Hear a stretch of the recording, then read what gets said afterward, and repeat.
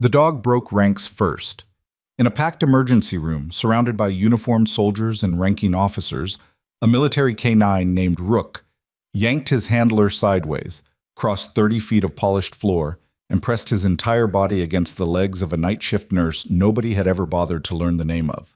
She froze. Her coffee cup stopped halfway to her mouth, because that dog didn't just find her. He recognized her.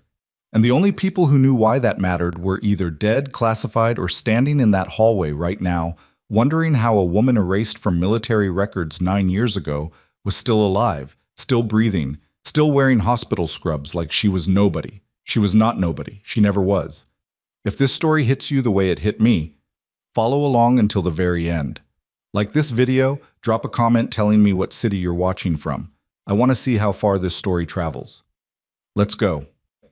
The rain came in sideways that night. It hit the windows of Crestwood General Hospital with enough force to rattle the frames, and the emergency room, already running at 118% capacity on a Tuesday, didn't need the weather to make things worse. It did anyway. A three-car collision on Route 9 had pushed in 6 patients inside 20 minutes. A man in exam room 4 was seizing.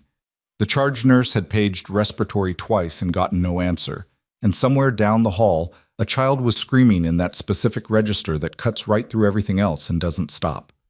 Claire Merritt moved through all of it like she'd been doing it her whole life, which, in a way, she had. She was 31 years old, 5'6", with dark circles under brown eyes and the kind of posture that comes from years of carrying weight without letting it show. Her scrubs were dark blue. Her badge said C. Merritt, RN. Night shift, and the photo on it looked like someone had caught her mid-thought, which was appropriate because Claire Merritt was always mid-thought. She didn't walk, she navigated. Through gurneys, around supply carts, past clusters of residents who stood in hallways, looking at each other like someone else was going to make the decision. She'd been at Crestwood General for 4 years. Before that, 2 years at a rural clinic in western Montana. Before that, a gap in her employment history that she had never explained to anyone, and that no one had ever pushed hard enough to understand. The night charge nurse, Deb Yates, caught her near the medication station. Deb was 53, short, built like someone who had survived 20 years of emergency nursing and wasn't impressed by much. She handed Claire a chart without looking up from her own. Room 7 needs a reassessment. BP's been dropping since transfer. Nobody's touched it. I'm on it. And room 12 is asking for you specifically. The one from the accident. The teenager. I'll get to her. Deb looked up then. Something in her expression. Not warmth exactly, but recognition. You good? Claire had already turned. I'm always good. That was true and not true in the exact proportion that most people live their lives. Room 7 was a 44-year-old man named Gerald, who'd come in with chest pain and been parked there while the trauma bays filled up. He was sitting up in bed with the particular alertness of a person who knows something is wrong and has decided not to say so. Claire checked his pressure, 88/60, down from 102 on intake, pulled his chart, scanned his medications, and was already calling for the attending before she finished reading. His pressure's tanking. He needs imaging, and he needs it now. If we wait on the chest pain presentation and this is dissection, we've got maybe another 40 minutes before the attending, a second-year resident named Park, who was clearly having the worst night of his short career, looked at her with that particular expression she had learned to recognize, the one that said, "You're a nurse, not a doctor, and I'm tired." "I'll evaluate when I can, Ms. Merritt. It's Claire, and I'm telling you what, I heard you." She stood there for 1 beat, 2. Long enough to make the choice, which wasn't really a choice at all. She pulled out her phone, texted the attending hospitalist directly, flagged the chart with a priority notation, and went to document everything she'd observed with timestamps. Because Claire Merritt had learned a long time ago that when nobody listens, you build the record that makes them listen later. Gerald watched her from the bed. "Am I dying?" "Not tonight," she said, and she meant it. "You're going to be fine. I'm going to make sure of it." He nodded slowly. "You've done this before. Not the hospital thing. The keeping calm when everything's going wrong thing." She smiled. It didn't reach her eyes because it never did, but it was real enough. "Get some rest, Gerald." She left before he could ask anything else. The teenager in room 12 was named Maya, 16 years old, passenger in the back seat when the collision happened. 2 broken ribs, a lacerated forearm, and the specific shell-shocked expression of someone who had just understood for the first time that the world could hurt her. Her mother sat beside the bed holding her hand with both of hers, gripping so hard the knuckles were white. Claire sat on the rolling stool instead of standing. That was something she'd figured out years ago. You sit down, you become a person instead of a uniform. "Hey, Maya."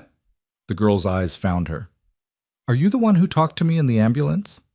"No, that was the paramedic. But I've been watching your chart." "My chest hurts when I breathe." "I know. The ribs take time. The breathing's going to hurt for a few weeks, but it gets better, I promise." "How do you know?" Claire paused just a half second.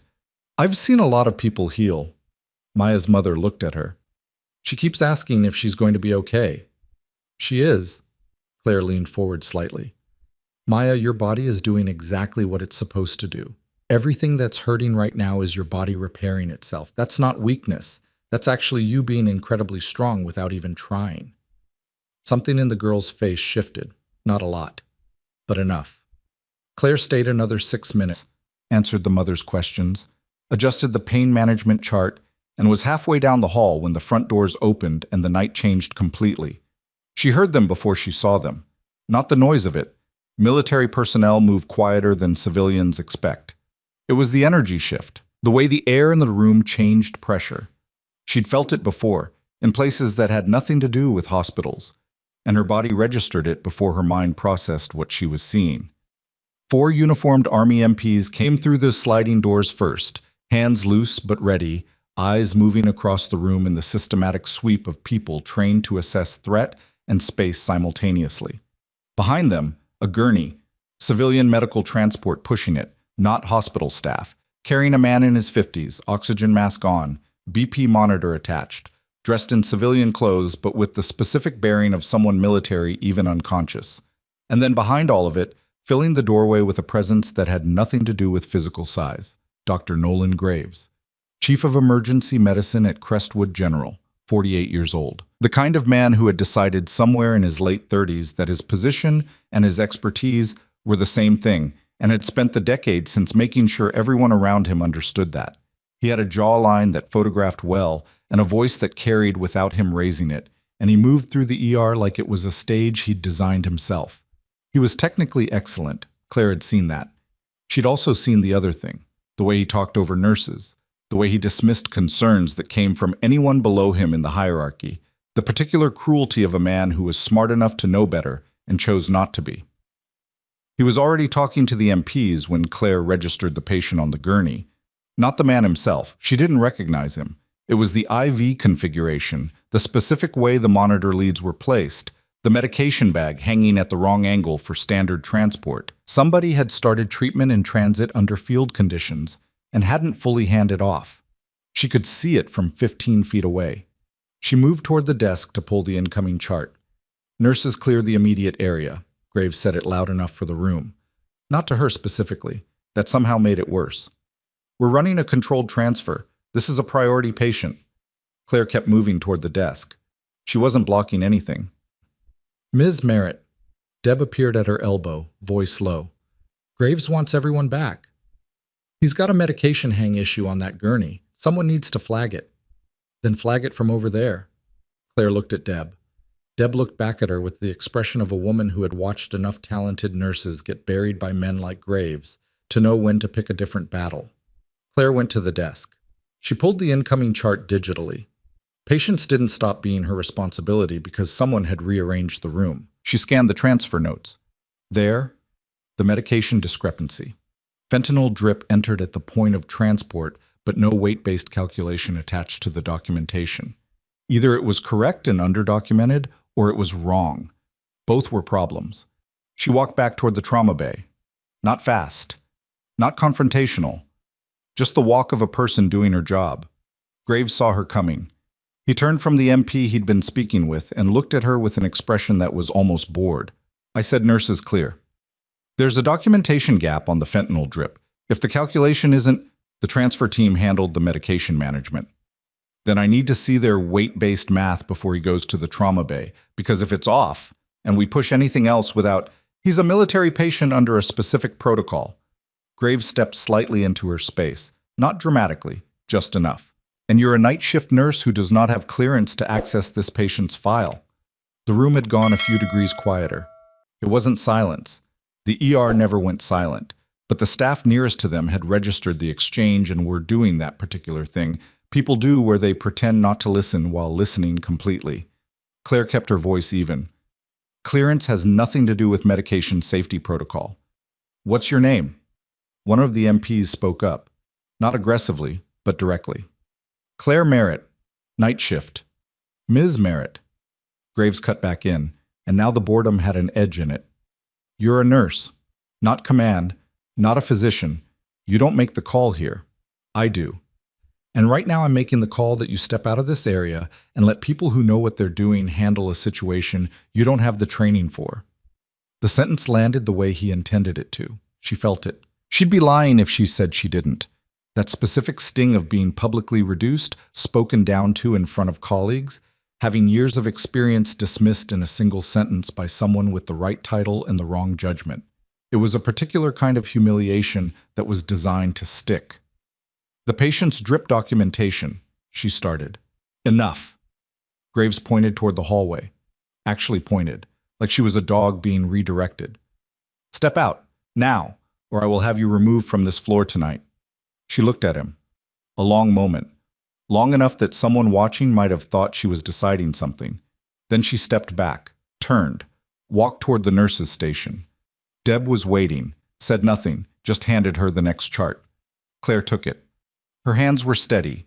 She made a note in the system about the medication documentation concern, time-stamped it, entered her badge number, and flagged it for pharmacist review, because that was the part Graves didn't understand about her, or about the kind of person she actually was. She didn't need to win the room. She needed to protect the patient. Those were different things, and only one of them mattered. She'd been doing this for a long time. Gerald in room 7 got his CT scan 40 minutes later after the hospitalist responded to her text. The scan confirmed aortic involvement, not dissection, but close enough to dissection's cousin that the surgical team was called immediately. He was in the OR before midnight. Nobody came to tell her she'd been right. She didn't need them to. The military patient, she still didn't have a name, still didn't have access to that file, had been moved to the secured trauma bay at the far end of the hall, the one they used for high acuity cases that needed isolation from general population. 2 MPs stood outside the door. The civilian transport team had left. Graves had planted himself in the center of that corridor like a flag. Claire went about her next 3 hours. She assessed. She documented. She caught a medication error from a tired resident. She helped Maya's mother find the hospital cafeteria at 2 in the morning and walked her through the discharge paperwork she'd need in 6 hours. She watched the rain slow outside the east wing windows and thought, the way she often did, the way she'd learned to keep in its own compartment, about nothing in particular. That was a lie. She was thinking about the dog. She'd seen it outside when the military vehicles pulled in. She'd only caught it for a second from the hallway window. A Belgian Malinois, tactical vest, on lead with a handler in full gear. Something in her chest had done a thing it hadn't done in a very long time when she saw it, and she'd turned away fast and told herself it didn't mean anything. K9 units were common. The Army used them constantly. There was nothing significant about a dog outside a hospital during a high-security patient transfer. She believed that for approximately 2 more hours. The secondary alarm went off at 3:47 in the morning. Not the cardiac alarm, not the standard overhead code. The security alarm, which at Crestwood General was a specific 3-tone sound that Claire had heard exactly once before in 4 years, during a drill, and never in a real situation. It meant lockdown protocol. It meant someone had assessed a threat inside the building. The ER went from managed chaos to a different kind of chaos in about 15 seconds. She heard it before she understood it, raised voices from the secured corridor. Not screaming, controlled raised voices, which was somehow more alarming. Then the sound of movement, fast, not running but close, from the direction of the south entrance. Then the security desk radio came alive with something she couldn't fully hear, and the 2 security guards at the front station were suddenly moving in opposite directions with their hands on their radios. Deb appeared at her shoulder. What is that? Security triggered, stay with your patients. Claire! But Claire was already moving toward the secured corridor. Not to engage, not to interfere, but because she knew the layout of this building better than anyone on the night shift. and if something was happening near the isolated trauma bay, the patients in the adjacent rooms were exposed. She got to the junction of the main corridor and the secured wing and stopped. There were 3 of them. Men she didn't recognize, not in uniform, not in scrubs, dressed civilian but moving with the body language of people who had done this before. One of them had his hand on the MP standing outside the trauma bay door, not physically aggressive yet, but positioned in a way that was about to become aggressive very fast. The MP had his hand on his sidearm. A second MP had moved into a flanking position. The men were saying something, demands she couldn't make out. And the whole thing had the specific compressed energy of a situation that was 3 decisions away from becoming something nobody walked back from. She registered all of it in a second and a half, the way you do when you've trained for exactly this kind of compression. Her phone buzzed. Then again. Then the overhead PA crackled, the hospital administrator's voice, tight and controlled. All staff, this is a security event notification. Please proceed to secure patient areas and await further instruction. Do not approach the south wing. Repeat. The sound of a metal cart hitting the floor came from inside the secured bay. Something glass breaking. The MP outside the door made his call. He pulled the patient out of the equation by moving into the doorway, blocking access. The 3 civilians surged forward. What happened in the next 11 seconds was fast and violent and happened behind a door that swung closed before Claire could see more than the start of it. The hospital's external lights caught something through the east wing windows. She looked. Black tactical vehicles. 3 of them, pulling into the ambulance bay with the kind of precise efficiency that was not a local police response. Not state, not civilian at all. And walking ahead of them, badge visible from 40 feet through rain-smeared glass, a woman in her early 60s with the bearing of someone who had never learned to doubt whether she belonged in a room. Claire pressed back against the wall before she could think about why. The woman was in navy blues, full dress. The insignia on her shoulder said everything. Claire's jaw tightened. She knew that insignia. She knew it the way you know something you learned under conditions you have spent 9 years trying to forget, not because the memory was unclear, but because it was too clear, too specific, carrying too much weight attached to it to look at directly. Her hands, the ones that had been steady all night, were not steady anymore. The tactical team entered through the ambulance bay doors 20 seconds later, 12 of them in full gear, moving with the quiet efficiency of people who had a specific objective and weren't interested in anything else in this building except finding it. The woman in navy blues followed them. And then, from the edge of the team, still on lead with his handler but straining forward with everything he had, the dog saw her first. The Malinois hit the end of the lead so hard the handler stumbled, made a sound, not a bark, something else, something lower, something that carried across the noise of the corridor and cut right through it, pulled again. The handler, young, a specialist by the look of him, looked from the dog to where the dog was looking and stopped. Claire was standing against the wall of the east corridor with her badge clipped to her scrubs and her hands at her sides and her expression doing the thing it always did, controlled, flat, unreadable. The dog was looking at her like he had been looking for her for years, because he had been. His name was Rook. She had named him that herself. She had trained with him for 14 months. She had carried him out of a burning building in a country whose name was still classified, with shrapnel in her left shoulder and someone else's blood on her hands, and a decision behind her that nobody at this hospital, nobody in this city, would ever understand. The specialist was speaking into his radio. Claire's back was against the wall, and she could feel her own pulse in her throat, and the thing she had spent 9 years building, the quiet, the invisibility, the careful, invisible life of C. Merritt, night shift RN, nobody important, was coming apart in the fluorescent light of a hospital corridor at 4 in the morning. Rook pulled forward again. The specialist let him go. The dog crossed the distance between them and pressed the full weight of his body against her legs. And his handler was saying something into the radio, and down the corridor the woman in navy blues had turned to look.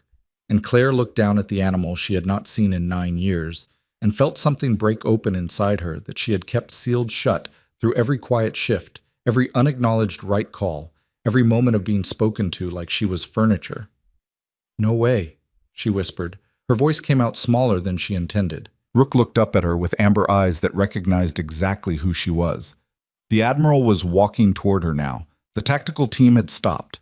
The whole corridor had that particular held breath quality of a moment that everyone present understood was significant without knowing why. Claire straightened off the wall. She had not stood like that in 4 years. The posture came back automatically, spine aligned, shoulders back, the specific way you hold your body when you are accustomed to being the person others look to instead of the person others look through.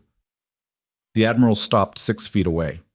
Her face was composed, but something in her eyes was not soft exactly, more like the expression of a person who had been searching for something they'd stopped believing they would find. "Ms. Merritt," she said. Not a question. A recognition.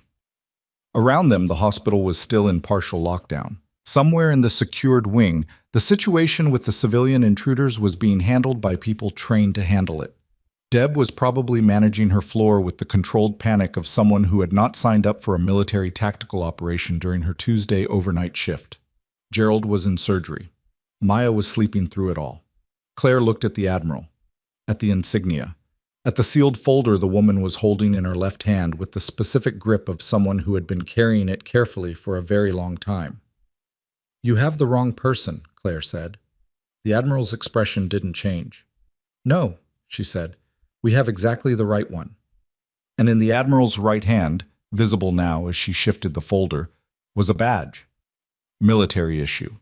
A rank Claire had not seen in 9 years, attached to a name she had not heard spoken aloud in just as long. Her real name. The one that was supposed to be buried. The badge had her photograph on it, not the one from her hospital ID. Not the tired, mid-thought image of C. Merritt, night shift RN. This photograph was 9 years old and showed a woman with her hair pulled back in regulation style, jaw set, looking directly into the camera with the expression of someone who had not yet learned to make herself invisible. The name below it read, Merritt, Claire A. Staff Sergeant, Combat Medic Specialist, United States Army. Claire looked at it for exactly 2 seconds, then looked back at the Admiral. "You need to lower your voice," she said, though neither of them had been speaking loudly. It was a reflex. Old habit. Control the environment before it controls you. "There's a conference room on the 2nd floor," the Admiral said. There are patients on this floor who need..." "Ms. Merritt." The Admiral's voice dropped. Not softer exactly, but more precise. The way a scalpel is more precise than a knife.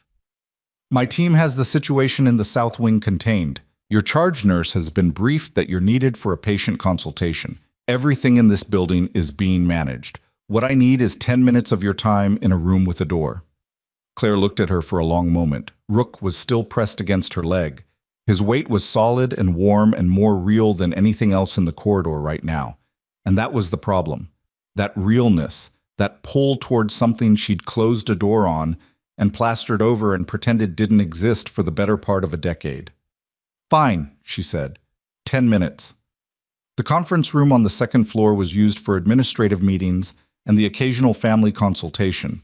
It had a laminate table, 8 chairs that didn't match, a whiteboard with someone's half-erased shift schedule still on it, and fluorescent lighting that hummed at a frequency designed to make everyone slightly more uncomfortable than they needed to be. Claire sat down. The Admiral remained standing, which Claire noted and decided not to comment on. The specialist with Rook positioned himself outside the door. Through the window, the parking lot lights cut through the rain in long yellow columns. The Admiral set the sealed folder on the table between them. "I'm Admiral Evelyn Ward," she said. "I was assigned to the Office of Special Investigations 14 months ago. Before that, I spent 6 years trying to access a case file that someone very high up had worked very hard to make disappear." "I know who you are," Claire said. That landed. Ward's expression shifted slightly. Not thrown off balance, but recalibrated. "Then you know I didn't come here to cause you problems. Everyone who's ever caused me problems thought they weren't causing me problems. That's kind of the defining feature." Ward almost smiled. Almost. "Fair." She sat down then, across from Claire, and opened the folder. Not dramatically. No spreading of documents across the table. No cinematic reveal. She turned it so Claire could read it and slid it across. Practical. Like a person who had done this enough times to understand that ceremony didn't help. Claire looked down at the first page. It was a casualty report, dated 8 years and 4 months ago. Operation designation redacted. Location designation redacted. 5 names listed under KIA, 2 under DYA. At the bottom of the page, a single line in the addendum field, handwritten and then photocopied until the original handwriting was ghosted but still legible. Incident precipitated by hostile intelligence compromise. Source of compromise under review. Under review. 9 years she'd been living with what that line really meant, and whoever wrote it had used those 2 words to bury it. Keep going, Ward said. She turned the page. The next document was a field report, also partially redacted, but less carefully. Someone had been sloppy with the redaction tool, and full sentences bled through where the black bars had been applied imprecisely. Claire's own name appeared 3 times. Her actions during the incident described in technical language that drained all the blood and noise and weight out of what had actually happened, reducing it to a sequence of tactical notations. Specialist Merritt administered field care under active threat conditions. Specialist Merritt engaged hostile asset. Specialist Merritt was removed from theater. Removed from theater. That was one way to say it. The man in the trauma bay downstairs, Claire said, without looking up. Who is he? Ward's pause was measured. His name is Colonel Denton Ferris, retired. He was your unit's operations coordinator during the deployment in question. Claire set the page down. He was there. He was there. He knew what happened. He knew everything that happened. And 6 weeks ago, he contacted my office from a private email account and told us he had documentation, physical, original documentation, that had never been digitized, never been scanned, never been entered into any system, kept it in a lockbox for 8 years because he said, Ward paused, picked her words carefully, because he said he was waiting until he was sick enough that the consequences didn't scare him anymore. The hum of the fluorescent light filled the room for a moment. What did the 3 men downstairs want? Claire asked. To make sure he never gave us what he has. He already gave it to you? He gave us the location. The documentation is in transit. Separate route, separate team. Ferris was the confirmation piece. He was going to provide a sworn statement tonight. Ward looked at her steadily. They knew we were meeting him here, which means someone in my office has a problem I haven't fully identified yet. Claire absorbed that, let it settle into the specific shape of information she knew how to carry. So he's still critical. He's stable now. Your charge nurse flagged a medication concern on intake, which our team caught before it compounded. Whoever was managing his drip and transport had been interfered with. The medication discrepancy. The one Graves had dismissed her over, pointed her out of the room over, publicly reduced her over. She didn't say anything about that. Filed it. What do you need from me? She said. On the record? I need you to confirm the events of the operation as a witness.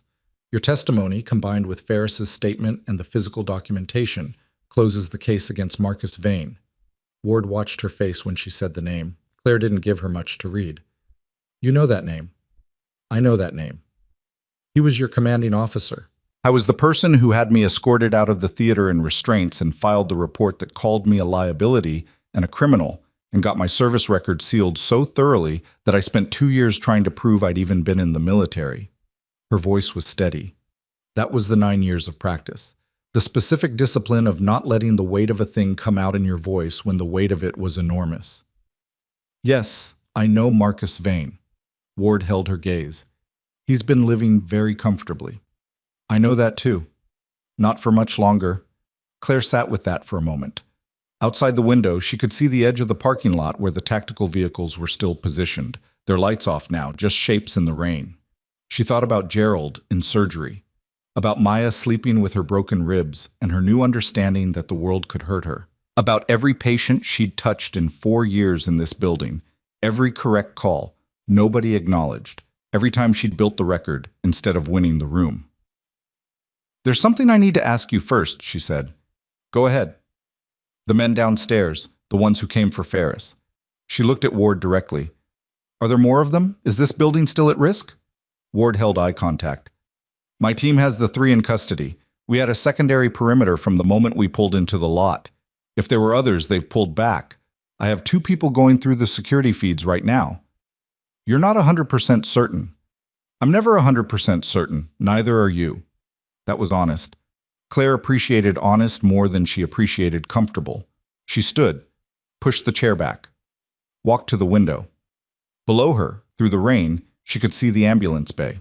The normal machinery of the hospital continuing. A new ambulance pulling in, paramedics unloading, the ordinary emergency of an ordinary night going on around the extraordinary thing happening inside the building. 2 floors below her, Deb was managing the floor. The patients were there. Her patients, technically, for another 3 hours until her shift ended.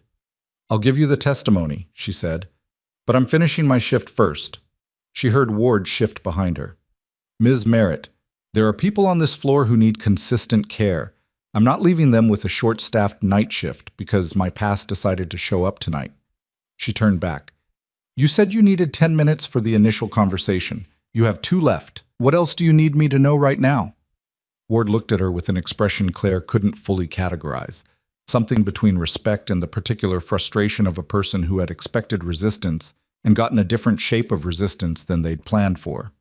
"The sworn statement process will take most of tomorrow," Ward said. "We'll need you at the Federal Building on Callaway Street by 8 a.m. I'll be there." "And I need you to understand," Ward hesitated, which was interesting because Ward did not seem like someone who hesitated easily. "What comes out of this case is going to be public, not the classified operational details, those stay sealed, but Vane's prosecution will be public. Your involvement in the events that led to his misconduct charges will be part of the public record. You won't be anonymous anymore." The room held that. Claire thought about the last 9 years, the clinics, the borrowed names and careful paperwork, the hospital badge that said C. Merritt and nothing else. The discipline of taking up exactly as much space as was necessary and no more. The life she'd built in the gap between who she was and who she was allowed to be. "I haven't been anonymous," she said. "I've been erased. Those are different things." She picked up her badge from where she'd set it on the table. The hospital one, the one that said C. Merritt, RN. "I'll see you at 8, she said, and walked out. Rook was waiting in the hallway with his handler. As she passed, the dog turned and fell into step beside her for 4 paces before the handler caught the lead. She didn't look back. The next 2 hours were the strangest of her professional life, which was saying something. She went back to her floor and picked up her charting where she'd left off, because the patient still needed charting and the world had not in fact stopped while her history rearranged itself upstairs. Deb said nothing when she appeared at the nurse's station, just looked at her for a long moment and handed her the next task list. That was Deb. 20 years of emergency nursing had apparently included a policy of not asking questions that weren't going to get useful answers. The South Wing remained secured but quieter. The MPs were still at the door. The tactical team had reduced to 4 personnel visible in the building, the others presumably outside or dealing with the 3 men in custody. Colonel Ferris was, according to the monitor readout she could see from the nurse's station, stable. Graves was still there. That surprised her, actually. She'd assumed he'd step back once the military had control of the situation, let them have the secured wing and retreat to the politics of who had jurisdiction over what. But at 5:15 in the morning, she saw him in the corridor outside the South Wing, speaking with one of the MPs with the specific energy of a man trying to establish that he was in charge of something he had already lost control of. She watched him for a moment. He hadn't changed. He'd been exactly what he was when he pointed at her and told her to leave. A man using authority as armor, because somewhere underneath the title and the excellent jawline and the ability to make other people feel small, he knew that the night shift nurse he'd dismissed was right about the medication, and he'd chosen his ego over the patient, and she had saved that patient anyway, through the back channels he didn't control. She went back to her charting. At 6:22, the sky outside the east windows started doing the thing it does in early morning, where the darkness shifts quality before it shifts color. A subtle change that only people who work night shifts ever really notice. Claire noticed it. She always had. It was one of the things about night work that she'd held on to even when everything else about her life had felt temporary and provisional and borrowed. The PA crackled. "Code team to South Wing Bay 2. She was moving before the announcement finished, not because it was her assignment. The South Wing was military jurisdiction, and she knew that. She moved because she was a trauma nurse with 9 years of combat medicine underneath her hospital training, and the sound of that code announcement had a specific tone that told her something had changed in Ferris's condition fast. She was at the South Wing door in 30 seconds. The MP held up a hand. "Authorized personnel only. I'm the nurse who flagged his medication issue on intake. She said it fast and flat. If his pressure's dropping, it might be related to what was already in his system. I need to be in that room. The MP looked past her. She turned. Ward was in the corridor, 10 feet back, having materialized with the quiet efficiency of someone who'd been monitoring exactly this situation. The Admiral gave a single short nod. The MP stepped aside. The scene inside the bay was controlled chaos, which is not the same as actual chaos, but requires the same navigation. 2 Army medical personnel were working, and a civilian trauma nurse Claire recognized from the East Ward was assisting, looking slightly overwhelmed at the intersection of hospital protocol and military procedure. Ferris was conscious, which was good. Conscious and agitated, which was complicated. His blood pressure was 91/58. Claire crossed to the monitor, looked at the trend line, looked at the medication log, looked at the Army medic, who was perhaps 25 and competent, but clearly running the calculation on what he was and wasn't cleared to administer in a civilian facility. He needs a fluid challenge first before you touch the pressors, she said. His baseline on intake was already compromised. Whatever they gave him in transport depleted his volume. You push pressors on a depleted volume, and you're going to create a different problem. The medic looked at her, at his own chart, back at her. She's right, said the civilian nurse from the East Ward, and Claire could have kissed her for it. Run the bolus, Claire said. 500/15 minutes. Reassess. It wasn't her call to give, technically. She was in a secured military bay outside her assigned floor without the attending physician present. She was a night shift nurse with a hospital badge that said nothing important. But the medic ran the bolus, because sometimes the person who sounds like they know what they're doing is the person who knows what they're doing, and sometimes the hierarchies that are supposed to protect patients are the thing you have to work around to actually protect them. Ferris's pressure started climbing within 8 minutes. At 7 minutes into the bolus, Ferris opened his eyes more fully and looked around the room with the specific awareness of a man who had been in enough medical situations to understand his own numbers.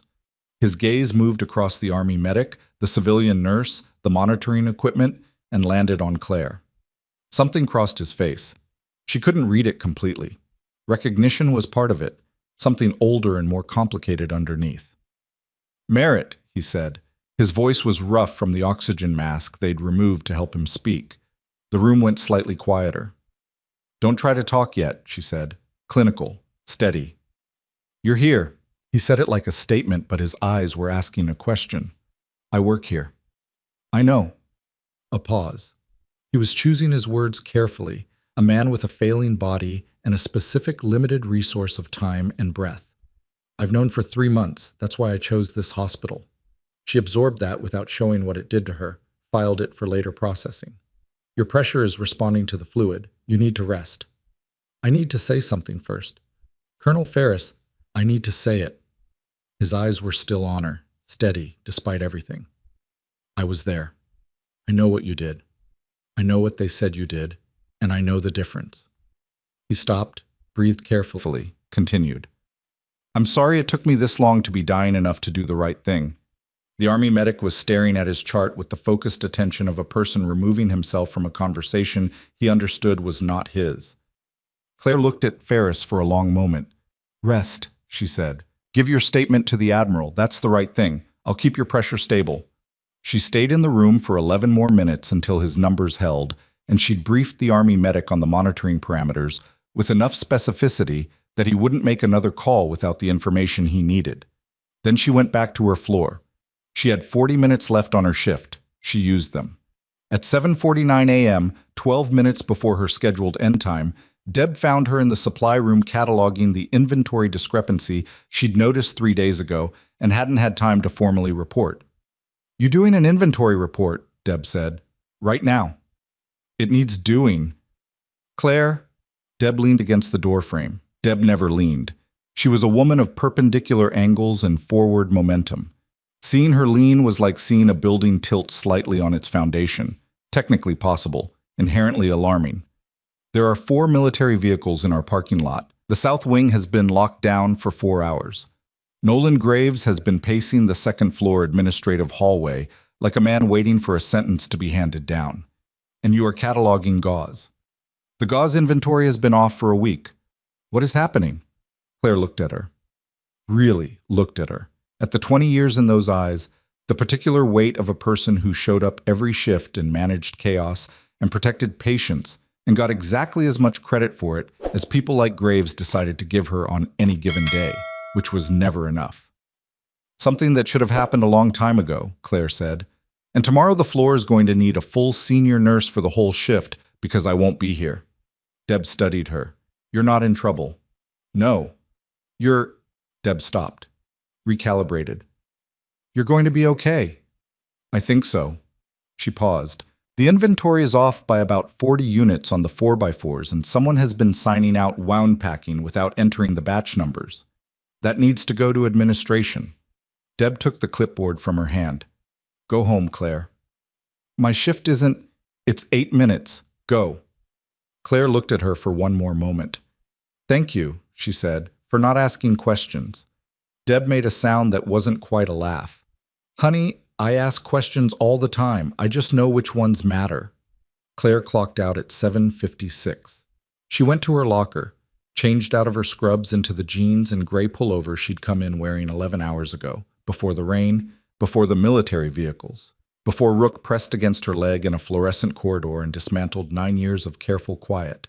She sat on the bench in front of her locker for exactly 90 seconds. Just sat there. Let herself feel the weight of the night and the weight of the morning and the particular disorientation of a person who has been managing other people's crises for so long that their own emergency catches them sideways.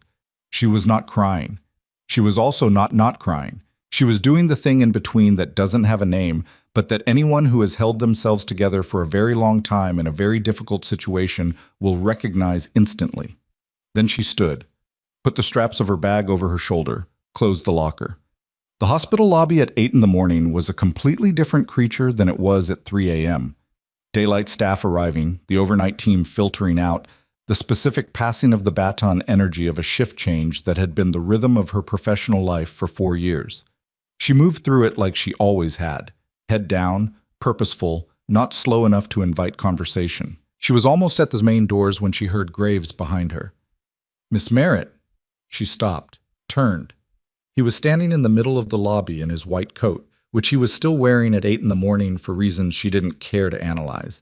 And he had the expression of a man who had spent the night watching something happen that he didn't understand and was trying to reassert narrative control over a story he was no longer writing.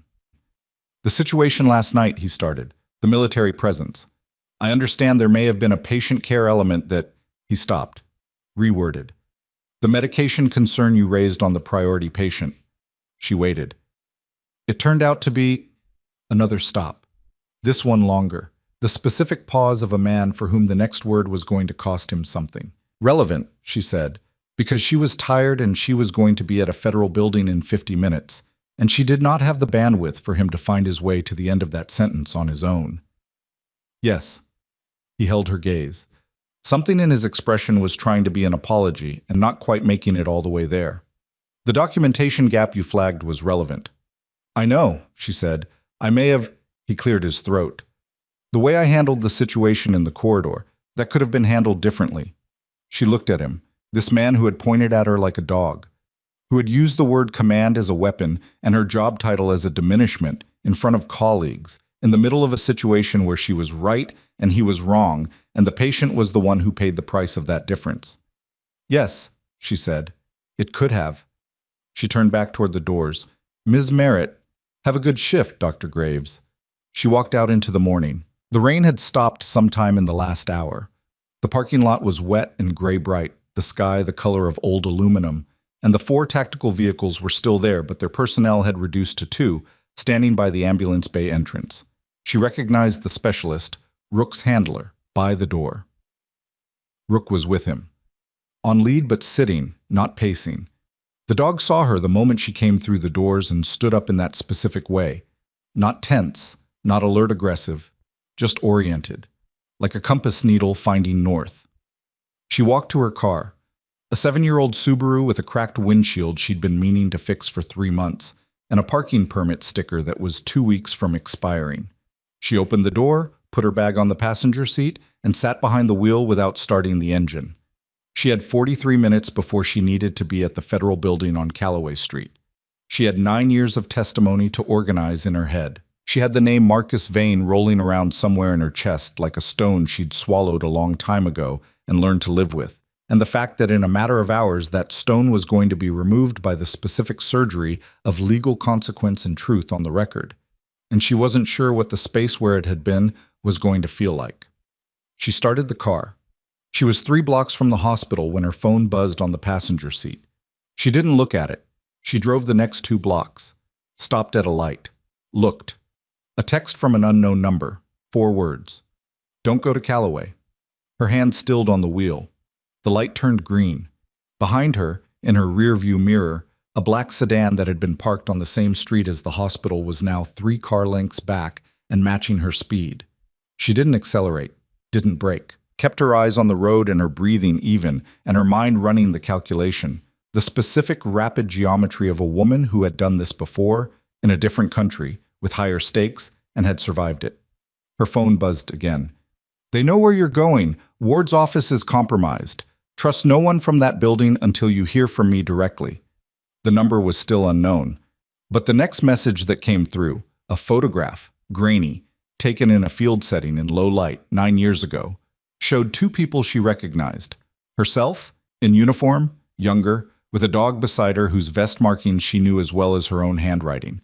And the person who had sent this photograph was someone who should not have had it, because the only copies of that image had been in a sealed file that had been classified above her clearance level. The sedan behind her closed to 2 car lengths. Claire pressed the phone to her thigh without looking at it again, and took the next left instead of continuing toward Callaway Street, driving without a destination. While the morning settled hard and gray around her, and the thing she'd walked back into was already more complicated than anyone in that conference room had let on. She drove east, not toward Callaway, not toward her apartment, not toward anywhere with a name she'd given anyone recently. East, because east meant the river road, and the river road meant long sight lines and minimal turnoffs, and the ability to see exactly what was behind you without ambiguity. Old habit, the kind that doesn't ask permission before it activates. The sedan stayed with her through 2 turns. After the third, a right onto Mercer that took her away from the river road and back toward the commercial district, it dropped back far enough to be almost convincing, not convincing enough. The driver was good but not exceptional, maintaining following distance like someone who had read a manual rather than someone who had done this in conditions where getting it wrong meant something permanent. She kept her speed exactly at the limit, no variation. She needed them to think she hadn't made them yet. Her phone was still face down on the passenger seat. The photograph. The classified image. The unknown number. She ran through the logic of it in the part of her brain that did this kind of work automatically. The part she'd spent 4 years trying to muffle with routine and charting and the manageable emergencies of a hospital night shift. Someone had access to sealed records. That meant either someone inside Ward's investigation had pulled the file and was now warning her away from it, or someone outside the investigation had access they shouldn't have and was using it as a threat dressed as a warning. The distinction mattered. The photograph itself was evidence of the breach. Whoever sent it had just confirmed they could access classified materials, which was either a credential or a crime depending on which side of this they were standing on. She needed to know which. She pulled into the parking structure on Delaney Street, 3rd level, and sat. The sedan did not follow her in. She watched the entry ramp for 90 seconds. Nothing. She picked up her phone and looked at the unknown number again. Then she did something she had not done in 9 years. She opened the contacts she'd ported from phone to phone through every move, every job change, every relocation. Contacts she'd never deleted because deleting them would have meant deciding she was done, and she'd never let herself decide that. She scrolled to a name that was listed only as RV and called it. It rang 4 times. She expected voicemail. I wondered how long that would take. A man's voice. Mid-50s, she'd have guessed if she didn't know better. Slight Colorado flatness in the vowels. You're in a parking structure. How? You always went to parking structures when you needed to think. Hamid used to say it was your version of a quiet room. Hamid. She hadn't heard that name spoken aloud in 8 years. The name hit her somewhere behind the sternum, and she breathed through it. Who are you? She said. You know who I am. I know who you were.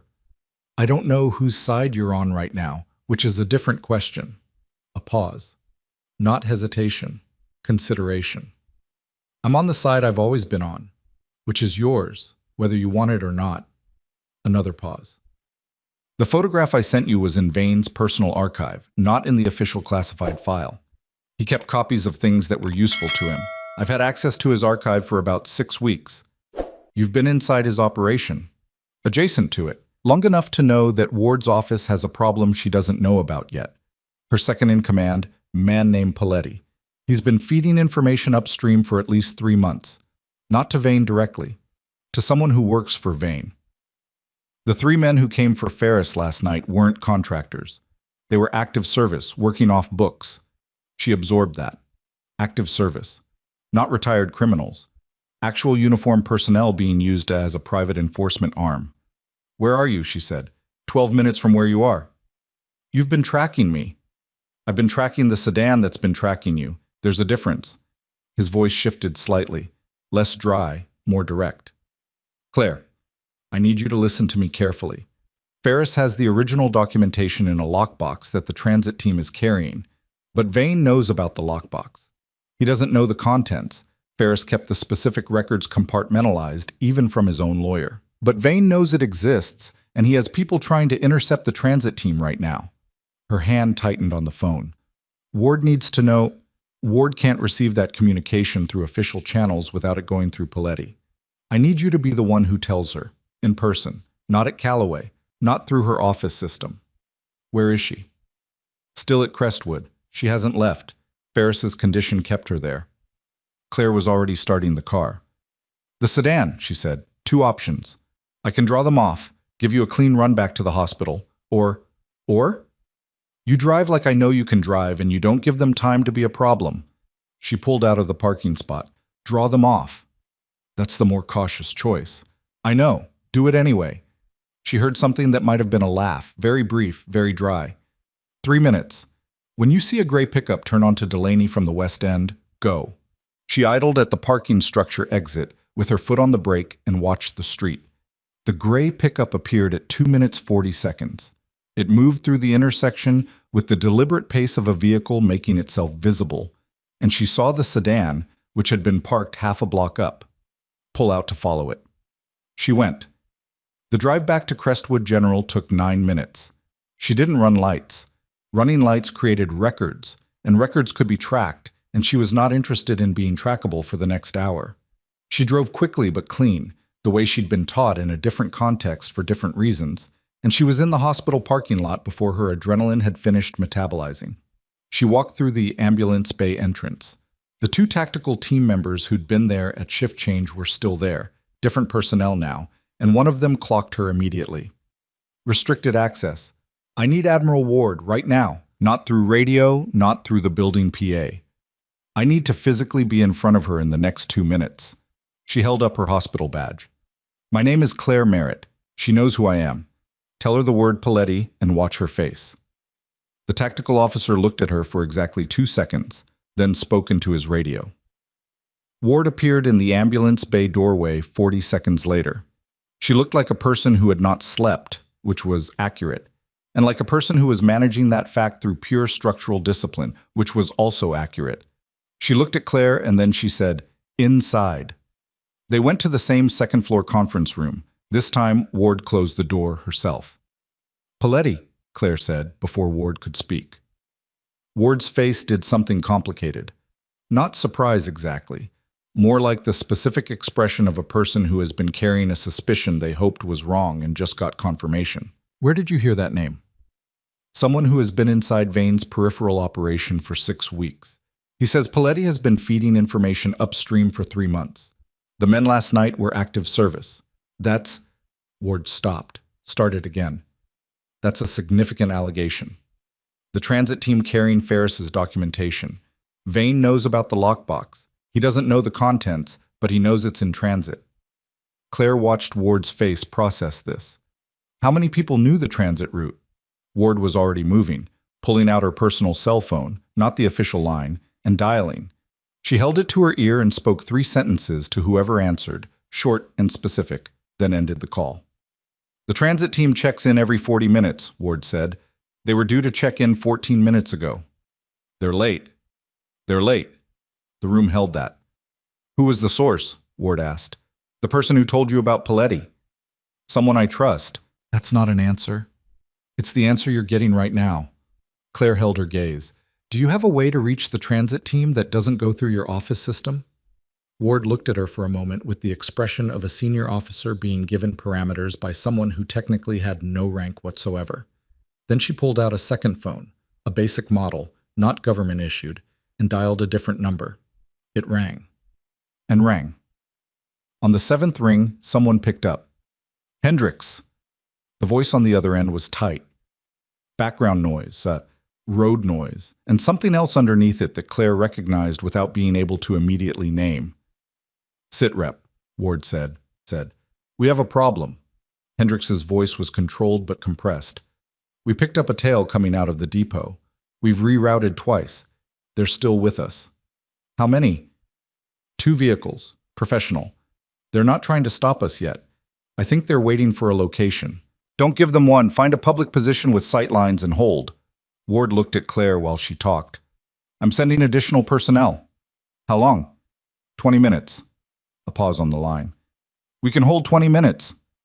Ward ended the call. She stood very still for a moment with both phones in her hands and the specific look of a person recalculating everything they thought they knew about the geometry of the situation they were managing. I need to make 2 calls, she said, and I need to figure out who in my office is actually clean. How many people know about Paletti right now? You, me, your source. Keep it that way until the documentation is secure. Claire paused. Can you get the transit team rerouted to a location that only you select, using only that phone, without it going through any system Paletti has access to? Yes. Then do that first, everything else second. Ward looked at her. Really looked at her, the way she had in the corridor last night when Rook had identified her, but differently now. Then, it had been recognition. Now it was something more like recalibration. The revision of an assessment in real time. You're very good at this, Ward said. I used to do it for a living. Ward made the calls. Claire sat and listened and drank the cold coffee that was still on the conference room table from whenever someone had left it there, and thought about the transit team holding on a road somewhere with 2 vehicles behind them, and Ferris in the trauma bay 2 floors below maintaining a blood pressure that needed consistent monitoring, and the unknown caller, who was currently drawing a sedan away from her on the streets of a city that had been her quiet place for 4 years and was now something else entirely. Her phone buzzed. Clean run. Call me when it's done. And then, after a 2-second gap, Hamid would have been glad you're still at it. She looked at those words for a long time. Then she put the phone face down and went back to the situation in front of her. Ward's call to the rerouted transit team took 11 minutes. By the end of it, she had the lockbox redirected to a federal marshal's office on the opposite side of the city, transported under a different vehicle with escort that Ward had arranged through a channel that bypassed her own office entirely. It wasn't elegant. It left gaps she'd have to account for later. But it worked, which was the only standard that mattered. Paletti, Ward said when she finished. She said the name like she was putting it in a box. I recruited him personally, 3 years ago. People change their positions when their circumstances change. Or they never had the position I thought they had. Also possible. Ward set the phones down, looked at the table. It was the first moment Claire had seen her look tired. Not the managed tiredness of before, but the actual weight of it. The specific exhaustion of a person who has been doing a thing correctly and with integrity for years and has just discovered that the machinery around them has been working against them without their knowledge. The men last night, Claire said. You said you had them in custody. Yes. Have you questioned them through your office? Ward looked up. Because if Paletti has access to interrogation summaries, I need to make another call. Ward was already picking up the clean phone again. Claire nodded. Let her. She stood and went to the window. The morning was fully established now, the aluminum sky from earlier giving way to something warmer, pale winter sun, beginning to work through the cloud cover. The parking lot below had resumed normal operations. Hospital visitors arriving, staff coming and going, the ordinary rhythm of a building that ran regardless of what happened inside it. She thought about what the unknown caller had said. Hamid would have been glad.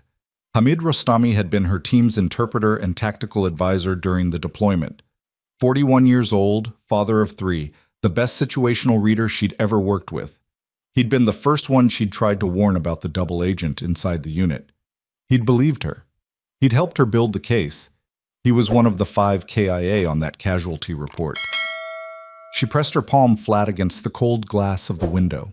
The person who'd sent the photograph, whoever they were, adjacent to Vane's operation, in possession of sealed imagery, they had known Hamid, known him well enough to invoke him as a character reference, which meant they were not a peripheral figure. They were someone who had been there, which meant they were someone who had survived, which meant there was a witness she hadn't known about. She turned back to the room. Ward was finishing her call, her expression now carrying the particular gravity of a person who has confirmed a bad thing and moved past the confirmation into the operational response. The 3 men in custody have been transferred to a secondary location outside my office's direct jurisdiction, Federal Marshals, clean chain. Good. The documentation reaches the Marshal's office in approximately 40 minutes. Ward looked at her. Which means in 40 minutes this becomes a federal evidence matter, and the case against Vane becomes something no one can quietly make disappear. And Paletti. Ward's jaw was set. He doesn't know we know yet. Claire considered that. Then he's still feeding information upstream, which means Vane thinks he still has visibility on this operation. Yes. That's useful. Ward tilted her head very slightly. You want to use it? I want you to use it. Send something through the official channel. Something that looks like the next step in the process but isn't. Something that draws out whoever Vane is using as his contact point. Ward stopped. That's not a bad idea. It's an obvious idea. You were probably already thinking it. I was thinking something adjacent to it. A pause. Your testimony is still critical. Ferris's statement plus the documentation builds the structural case. Your testimony provides the operational truth that explains why the cover-up happened. Without it, Vane's lawyers spend the next 18 months arguing contextual ambiguity. I know. Are you still willing to give it? She looked at the Admiral, at the sealed folder still on the table, at the badge with her real name on it that Ward had set beside it and not picked back up. I was always willing, Claire said. That was never the question. Ward nodded slowly. The door opened. The tactical officer from the ambulance bay was standing in the frame, and his expression had the specific quality of a person delivering information they have already determined is bad. Admiral. He held out a tablet. Transit team just made contact. Ward took it, read the screen. Her face went very still in a way that Claire had not seen before. Not the controlled stillness of competence, but the harder stillness of someone absorbing a blow. What is it? Claire said. Ward turned the tablet. The transit team's check-in message was 3 lines. The lockbox had arrived at the Federal Marshal's office 17 minutes ahead of schedule on the alternate route. It had been logged, receipted, and opened by the receiving marshal under standard protocol. It was empty. The lockbox was empty. And Colonel Denton Ferris, the man whose blood pressure Claire had stabilized twice in the last 4 hours, the man who had looked at her from a hospital bed and said, I'm sorry. It took me this long to be dying enough to do the right thing, had been found unresponsive in his bay 6 minutes ago. His monitor leads had been disconnected at the source, not from the patient end. Someone had been inside that room. Claire was already moving before Ward finished reading. Not running. Running drew attention, created noise, cost her the 20 seconds of clear thinking she needed before she hit the door of that trauma bay. She moved fast and quiet, the way she'd learned to move in spaces where noise was the difference between reaching someone in time and not reaching them at all. The stairwell was faster than the elevator. She took it 3 flights down, pushed through the door into the secured corridor, and was at the trauma bay before the tactical officer behind her had made it to the first landing. The Army medic was already inside. He'd responded to the monitor alarm. The disconnect had triggered the same way a lead failure would, which bought whoever did it maybe 90 seconds of ambiguity before anyone understood what they were looking at. The medic had the leads reattached. He was running the assessment. His hands were competent, and his face was very young and very serious. Ferris was breathing. That was the first thing Claire clocked when she came through the door. Shallow, irregular, but present. His color was wrong. The gray-blue undertone of someone whose oxygen sat had dropped before the leads went back on, but he was breathing. What's his sat? she said. 89. Coming up. The medic didn't look at her. Working. I got here 40 seconds after the alarm. 40 seconds is a long time. I know. She moved to the other side of the bed, checked his pupils. Sluggish but reactive. Checked his wrist. The IV access point was intact, but the line had been clamped at the source, not pulled. Deliberate.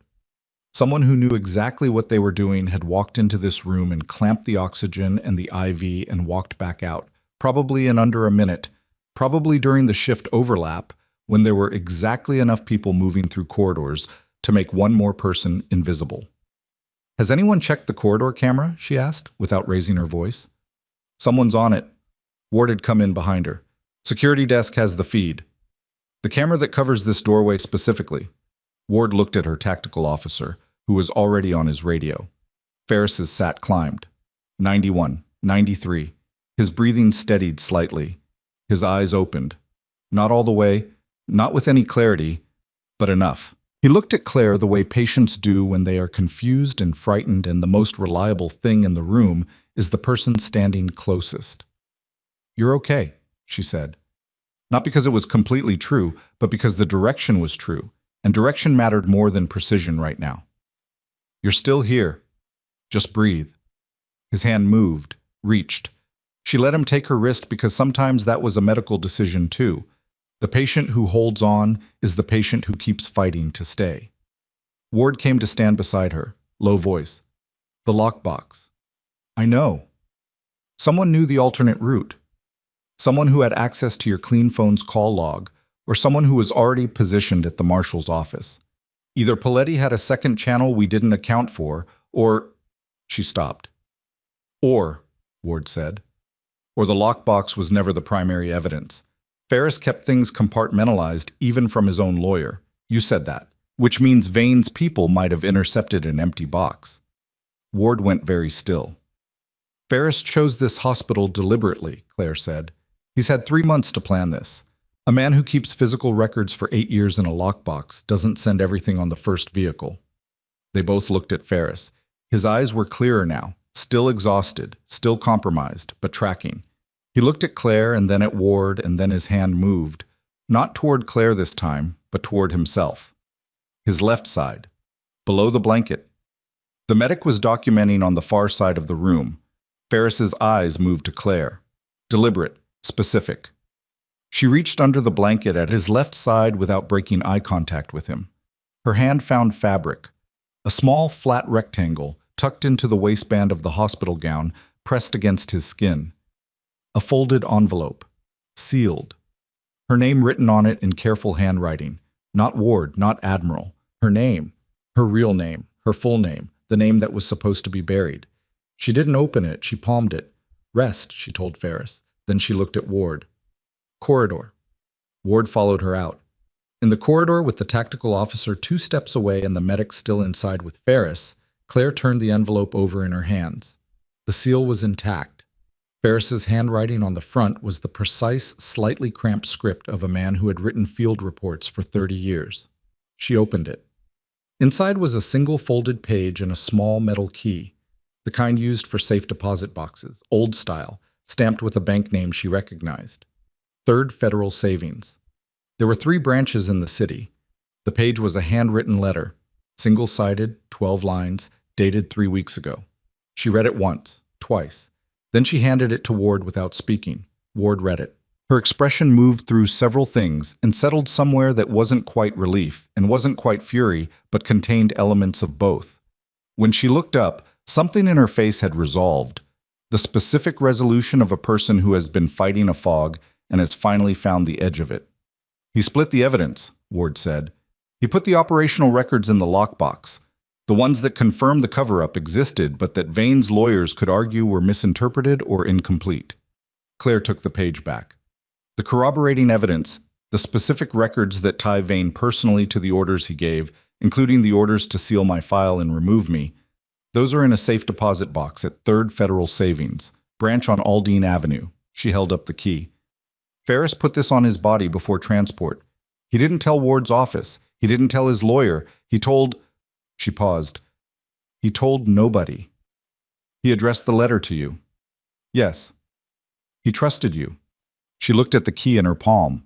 A man she'd seen for the first time last night in a trauma bay, unconscious and compromised, had tucked a key against his own skin and written her name on the envelope. Because he'd known she worked here. Because he'd chosen this hospital for this reason. Because after 8 years of carrying the weight of what he knew, the person he'd decided to trust with the mechanism of the truth was the person whose life the lie had destroyed. She didn't know how to feel about that. She noted the not knowing and moved past it. I need a federal marshal, she said, not Ward's office system. A marshal you access directly, through the clean channel, someone you can have at Aldine Avenue in 30 minutes, who has the authority to open that box as evidence. I can do that. And Paletti needs to be contained before any of this moves. Already in motion. Ward said it with a flatness that suggested in motion meant something specific and not particularly comfortable for Paletti. I made a call from the stairwell. He's being held for questioning under a security review. He doesn't know it's about him yet. The framing is a standard debrief on the breach last night. When he figures it out, he'll lawyer up. That's fine. We don't need his cooperation. We need him isolated from the information stream. Ward was already pulling the clean phone out. Give me the key. I'll have a marshal meet us at... I'll take the key to the bank, Claire said. Ward stopped. The letter is addressed to me. The key was given to me. Claire looked at her steadily. If there is any procedural challenge to the chain of custody on this evidence, I want to be the one who opened that box. With a federal marshal present and the whole thing documented, no gaps. You're not law enforcement. I'm the person whose name is on the file. My presence is relevant to the case. You know that. She held Ward's gaze. I'm not trying to take this over. I'm trying to make sure no one can challenge how this evidence was obtained when it gets in front of a judge. Because Vane's lawyers are going to try every procedural angle they have. Ward looked at her for a long moment. Then she made the call. 38 minutes later, Claire was standing in the back office of the 3rd Federal Savings Branch on Aldine Avenue with a federal marshal named Delacruz, a bank manager who had been called in from home on short notice and was handling it with impressive professionalism, and Admiral Ward via the clean phone on speaker. The box was open on the table in front of her. Ferris had been precise.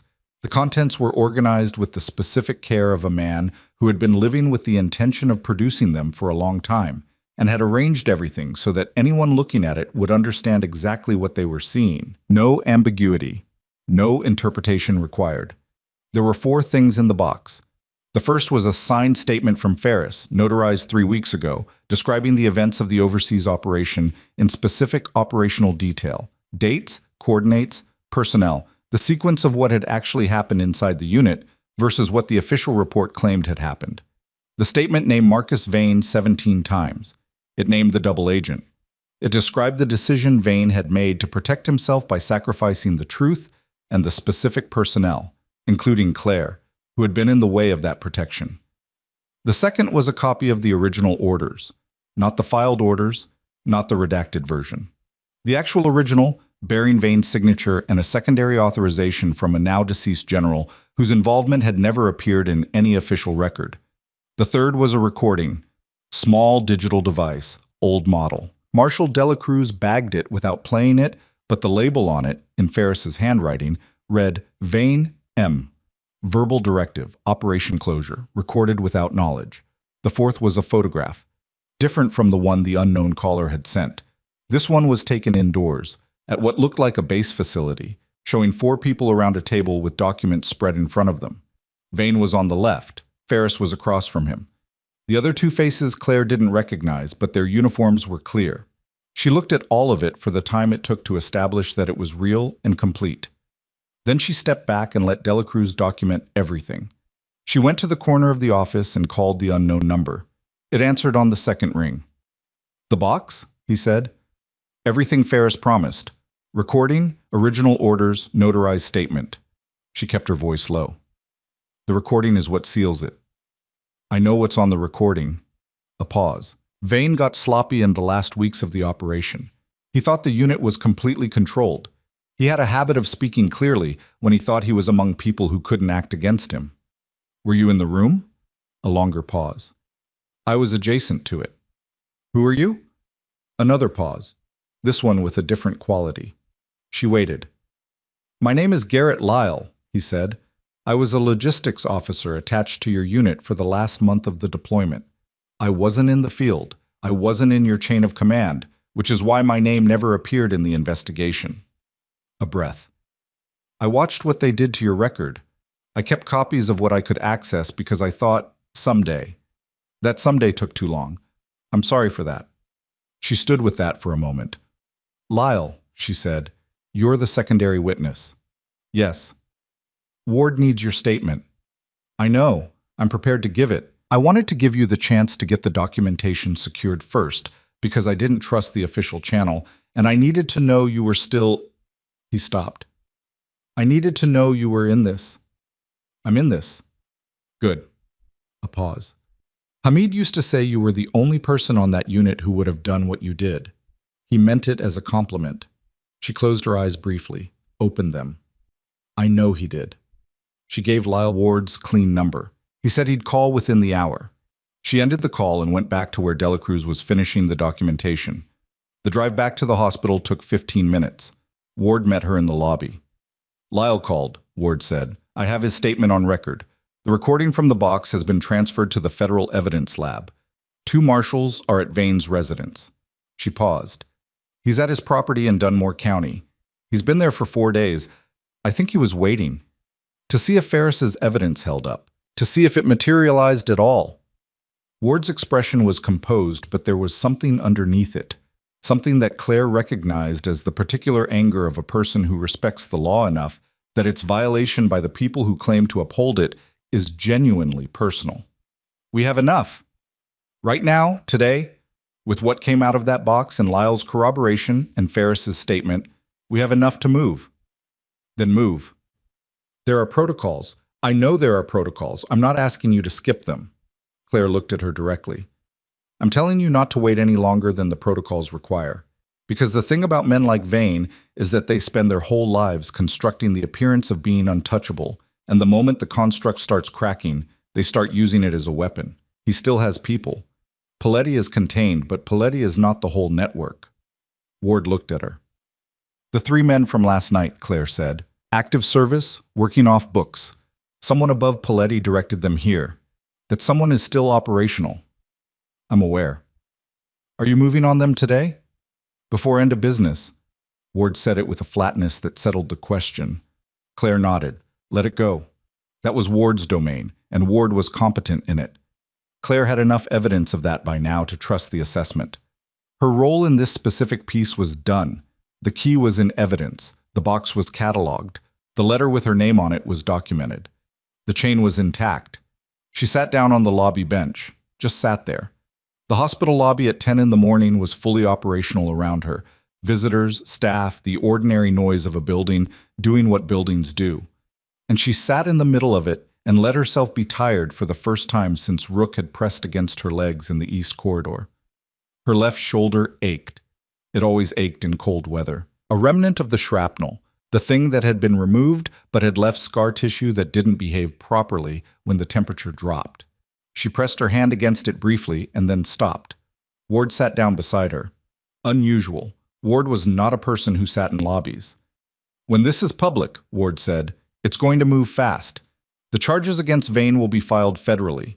His name will be in every outlet that covers military affairs within 48 hours. The personnel connected to him, including the active service individuals, that investigation will run in parallel. A pause. Your name will be part of the public record of the case. I can limit what's released about the specific operational details, but your involvement in the events, your service record, the fact that the cover-up targeted you specifically, that's part of the evidentiary narrative. It can't be separated. I understand. You said you were ready for that. I am. She looked at the floor for a moment. I've been ready for it for 9 years. I just didn't have the pieces to make it mean something. It means something now. She didn't answer that. Outside the lobby windows, the sun had pushed fully through the cloud cover, the first real winter sun of the morning, laying long pale rectangles across the lobby floor. Rook was outside with his handler in the ambulance bay, visible through the glass doors. The dog was sitting, oriented toward the building, oriented toward her. Ferris, she said. His condition. Stable. The medic has been with him continuously since the incident. His cardiologist is being brought in from St. Agatha's. He's got an underlying condition that the stress of the last 12 hours has aggravated. He's not out of the woods, but he's not in immediate danger. He needs to give his verbal testimony on record before his attorney is already coordinating with Dela Cruz. If his condition allows it, they'll do a recorded deposition in his room this afternoon. Ward paused. He asked about you, by the way, after you left the room. He asked the medic if you were still in the building. She absorbed that. He wanted me to know the key was there, she said. That's why he reached for his side. He'd been waiting for a moment when he could make sure I understood. He's been carrying this for 8 years. We both have. The lobby quieted for a moment. Not literally. The noise was constant, but something in the conversation found a natural pause and sat in it. Ward said, "What do you want, Claire? After this? When it's done?" The question landed differently than she expected. She'd been operating in pure forward motion mode since 4 in the morning, each decision leading to the next, each piece of information generating the next required action. And the question of after had been so far outside the operational window that she hadn't let herself look at it. "I want my record corrected," she said. "Officially, completely, with the false citations removed and the accurate account in their place." "That's already in motion. It was in motion from the moment I filed the reopening request 14 months ago." Then she thought about it, really thought about it, which was different from the answer she might have given reflexively. "I want to keep doing what I'm doing, what I've been doing, the work." She looked at her hands, the hands that had spent 9 years doing the same essential thing they'd always done. Keeping people alive, building the record, making the correct call whether or not anyone acknowledged it. "I'm good at this. The nursing, the clinical work. I don't want to walk away from it because my history turned out to be more dramatic than I let people believe. There may be other options. I know. We can talk about other options." She looked at Ward. "After." Ward nodded.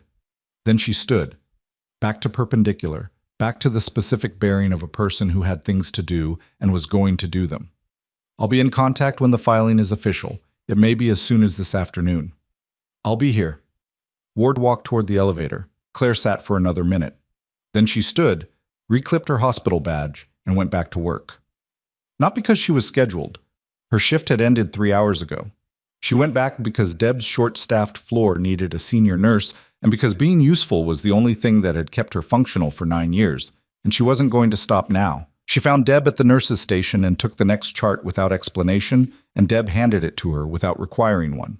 She worked for 2.5 hours. She discharged Maya, who hugged her around the ribs with more force than someone with 2 cracked ribs technically should have used, and whose mother said thank you with the specific weight of a parent who understood that the person in front of them had done something more than their job description. She checked Gerald's post-operative status. He was in recovery, pressure steady, the surgical team pleased with the outcome.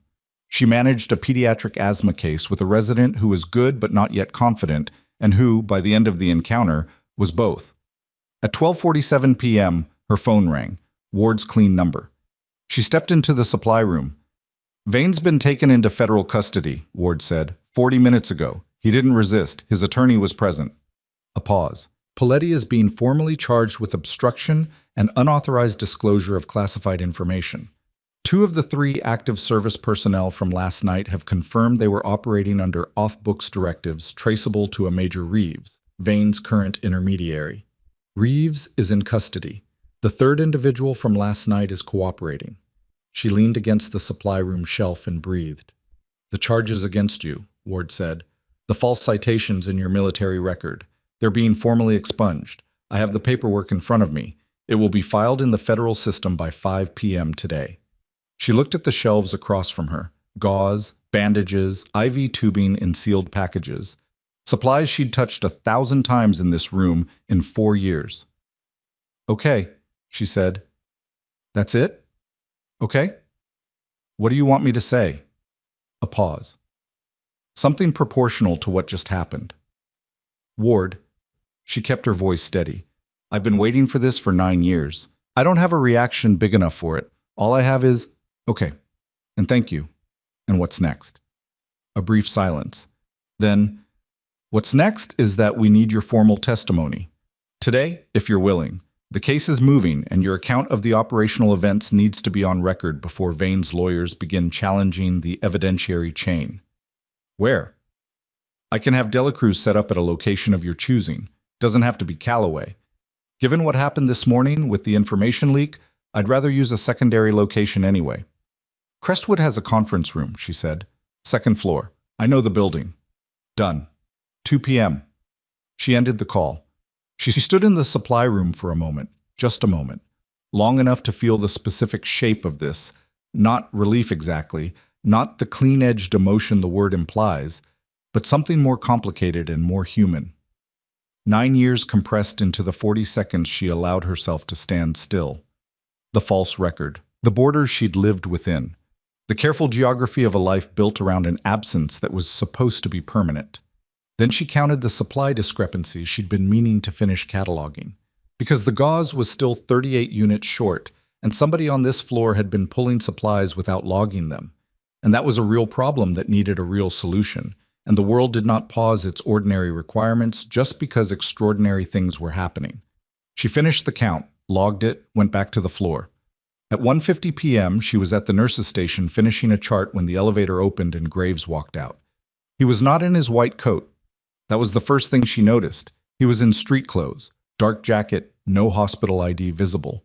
And he had the expression of a man who had received information in the last few hours that had rearranged his understanding of the situation he was in. He looked at her across the nurse's station and walked directly toward her, which was different from the Graves she knew. The Graves she knew never came to her.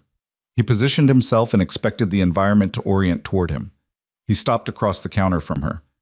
The patient last night, he said. The priority transfer. I was briefed this morning by hospital administration about the full situation. He paused. The medication concern you raised. You were right. She looked at him, waited. If I'd listened to you in the corridor and the drip had been corrected on intake, the subsequent... He stopped, reworded. The outcome might have been different. Ferris is stable, she said. I know. I reviewed his chart. He held her gaze with the specific difficulty of a man doing something his ego found genuinely costly. You've been on this floor for 4 years. I've worked in this building for 11. And I've been doing... He paused again, longer this time. I've been operating as if the hierarchy was the same thing as the competence. It isn't, I know that. I've always known it, actually. I've just been choosing not to act on it. He put his hands on the counter. I'm sorry for how I spoke to you last night. She looked at him for a long moment. He meant it. She could tell, not because he was convincing, but because the specific ungainliness of the apology was real. A man who was good at performing regret would have done it more smoothly. Okay, she said. That's... He blinked. Okay? You were wrong. You've acknowledged it. That's what an apology is supposed to accomplish. She picked up the chart she'd been working on. I have a deposition at 2. Make sure Room 7's chart is updated before the day shift attending reviews it. She walked past him toward the conference room. She was 10 feet down the hallway when her phone buzzed. Not Ward's number. Not Lyle's unknown number. A number she didn't recognize. Local area code. No identifier. She stopped. The text was 4 words and a photograph. He didn't act alone. The photograph showed Graves. Not in the hospital. In a restaurant, at a table, with 2 men she didn't recognize, except that one of them was wearing a signet ring she'd seen before, in the photograph from Ferris's safe deposit box. The man in the upper left corner, around the table with the documents. The time stamp on the photograph was 8 days ago. Her hand tightened around the phone. She turned back. Graves was still at the nurse's station, writing something on a notepad. Ordinary, composed. A man who had just given an apology and appeared to have meant it. She looked at him and thought about the photograph, about the timing, about a man in an administrative position in a hospital that a retired colonel with classified information had deliberately chosen as the location for his handoff to federal investigators, and about the question she hadn't thought to ask until right now, not how the 3 men had gotten inside the building fast enough to be a problem, but how they had known which hospital to go to at all. Ward's office had been compromised through Paletti, but Paletti hadn't known about this hospital specifically until Ward had already arrived. Someone had told them where Ferris was going before Ward ever got involved. Someone who was in a position to know. She didn't go back to Graves immediately. That was the discipline. The thing that separated a correct response from a reactive one. She stood in the hallway with her phone in her hand and the photograph on the screen, and she thought it through in the 30 seconds she could afford to think before 2 p.m. became a deadline she couldn't move. The photograph was 8 days old. The man with the signet ring had been in Ferris's safe deposit box documentation, which meant he was connected to Vane's network at an operational level.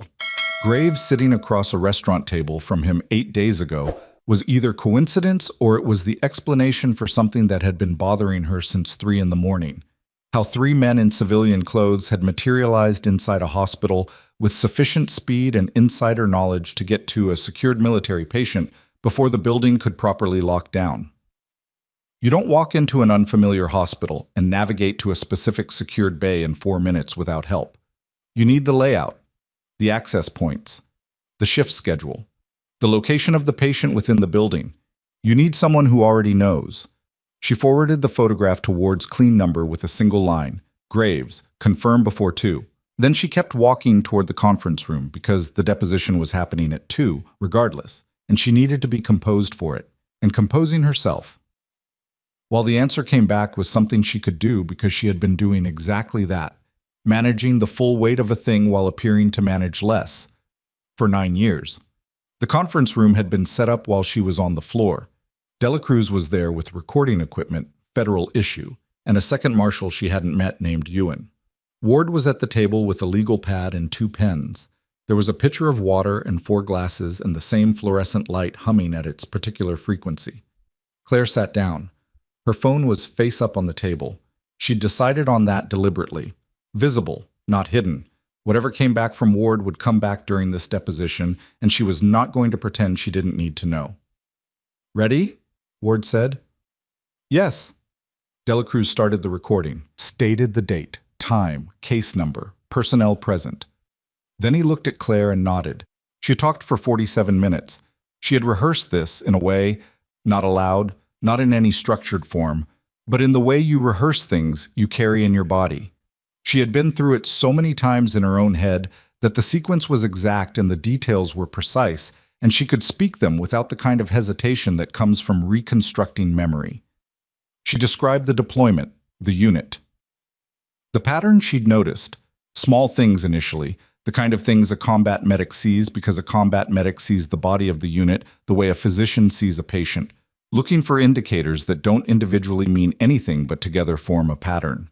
She described the moment she understood what the pattern meant. She described telling Hamid. She described what had happened afterward, in the specific operational language that stripped the emotion out of it and left only the sequence, because that was what the record needed. And the emotion was hers, and it was real, and it didn't need to be witnessed by federal marshals to be valid. She described the decision she'd made in the burning building, the one that had ended her military career as she'd known it, the one that had been called a crime and had been, in fact, the only thing that had saved 3 other lives and stopped the specific harm that a man working against his own unit had been positioned to cause. She described Marcus Vane's face when he told her what the report would say. She described the word criminal being applied to her in official documentation. She described 9 years. Ward did not interrupt. Dela Cruz did not interrupt. Ewan was very still across the table, outside the conference room window. The hospital operated with its ordinary indifference to the things happening inside this room, and Claire talked until the talking was done, and then she stopped and drank half a glass of water and set it down. Her phone lit up. Ward's clean number. A text, not a call. Graves. Confirmed. Security footage puts him in contact with Reeves' associate twice in the last 10 days. Hospital admin records show he flagged the Ferris transfer to the CMO without authorization. That flag was accessed externally. Federal marshals are outside the building. Your call on timing. She turned the phone so Ward could see it. Ward read it. Her jaw tightened. She looked at Claire. Now, Claire said. Ward made the call. What happened next took 11 minutes and was not dramatic in the way that 11 minutes of consequence usually appear in retrospect. Graves was at the nurses' station on the 3rd floor when 2 federal marshals and a hospital security officer found him. Claire wasn't there for it. She was still in the conference room finishing the formal deposition record, signing the documentation, ensuring the chain of custody on everything she'd stated was properly established before she moved. She heard about it from Deb, who called her personal cell at 2:53 with the specific tone of a person who has witnessed something they are still processing. They just walked Nolan Graves out of this building in handcuffs, Deb said, through the main lobby, in front of everyone. I know. A pause. You know. Yes. Another pause. Longer. Claire, what is happening? She thought about how to answer that. About what Deb had earned across 4 years of handing her charts without asking questions, of covering for her when her night shifts ran long, of looking at her that one morning and asking you good without needing the full answer to mean it. Something that was wrong for a long time got corrected today, she said. That's the accurate version. Is it done? She looked at the conference room table, the recording equipment, the signed documentation, the key that was now in a federal evidence bag, the photograph on her phone that had been forwarded and receipted and added to a case file that was, by now, a documented record that was not going to disappear. Yes, she said. It's done. She signed the last page of the deposition record at 3:15. Delacruz gave her a copy. She folded it and put it in her bag, which was maybe unnecessary. She had access to the digital record through the case number, but she wanted the physical copy in her hands. She had spent too long living in the gap between what actually happened and what was written down to fully trust that the written version would survive without her watching it. Ward walked her to the elevator. Graves's cooperation will be assessed, Ward said. He's claiming his contact with Reeves' associate was a personal acquaintance relationship, that he didn't know the man's connection to Vane. That argument has about a 40% chance of surviving scrutiny. And if it doesn't survive? Then he faces charges in addition to the professional consequences he's already looking at. The hospital board has been notified. His privileges are suspended pending the investigation. Ward paused. Either way, he's done here. Claire pressed the elevator button. He was good at his job, the clinical work. He was actually good at it. I know it doesn't. I'm not making an argument. I'm just saying it. She looked at the elevator doors. People can be genuinely capable and still cause real damage with how they use that capability. Those things aren't mutually exclusive. That's what makes it complicated. Ward looked at her for a moment. You're being more generous than the situation requires. I'm being accurate. Generosity is different. The elevator arrived. What happens with Vane's formal arraignment? Tomorrow morning, federal court. The charges include obstruction of justice, abuse of authority, conspiracy to suppress evidence, and 3 counts related to the off-books deployment of active service personnel. Ward's voice was flat and specific. His attorney has already filed for bail. It will be denied. And the others? The men named in the original operation report. The ones who signed off on my file. 2 are deceased. 3 are retired and have been notified that they are persons of interest in an active federal investigation. Their legal exposure depends on their level of direct participation in the cover-up versus awareness of it. Ward paused. The decorations and commendations attached to the falsified record of the operation are being reviewed for revocation. That process takes time, but it will happen. The elevator doors opened. Claire stepped in. Admiral, she said before the doors closed. Ward looked at her. Thank you for spending 14 months on a case that most people in your position would have left alone. Ward was quiet for a second. It wasn't altruism. The integrity of the system I work inside depends on that system being actually correctable. If I leave alone the cases that are hard to correct, then I'm complicit in what the system becomes. She paused. But you're welcome. The doors closed. Claire rode down to the lobby alone. Rook was still outside. She could see him through the glass before the doors even opened, sitting beside his handler at the ambulance bay edge, oriented toward the building, patient in the way that well-trained animals are patient, which is a different quality of patience than most humans manage. It's not waiting, it's presence. The dog was simply present, and the presence happened to be directed at where she was going to emerge. She pushed through the doors. The cold air hit her, clean, sharp, the first real winter cold of the day after hours of recycled hospital air. And she stood on the ambulance bay concrete and breathed it, and felt the specific quality of being outside a building after something significant has concluded inside it. The particular weight of a transition that has no single moment, but accumulates across all the small moments of a day, until suddenly you're standing in cold air and the thing you were carrying is different now. Still there, but different. The handler, Specialist Torres, She'd learned his name during the second visit to the building. Let the lead go slack. Rook walked to her. Not fast. He wasn't the kind of dog who bounded. He walked with the steady directness of an animal who had located the thing he was interested in and didn't require drama about it. He pressed against her legs, his weight solid and warm and familiar in a way that made her chest do the thing she'd been disciplining it against all day. She put her hand on his head. Just that. Nothing more elaborate. Her hand on his head and his weight against her legs and the cold air and the pale winter sun doing what winter sun does, present, diffuse, without the authority of warmth, but making the light. Torres was a few feet back, giving her the space. She looked down at Rook. He looked up at her with amber eyes that contained no complexity, no history, no grievance, no assessment of her record, or her worth, or her position in any hierarchy. He had found her and he was beside her, and that was the complete extent of what he required. "Hey, buddy," she said quietly. He pressed harder against her leg. She stood there for a while, longer than was strictly necessary, long enough that Torres would have noticed, and didn't say anything, which she appreciated. Then she straightened, breathed, let the cold fill her lungs. Her phone rang. Unknown number. Different unknown number, not Lyle's. She answered. Sergeant Merritt. A man's voice, older, formal. "This is General Allison Pruitt's office. I'm calling on behalf of the General to inform you that your military record correction has been processed and filed as of 3:42 p.m. today. Your rank, service history, and commendations are restored in full, effective retroactively to the date of your separation.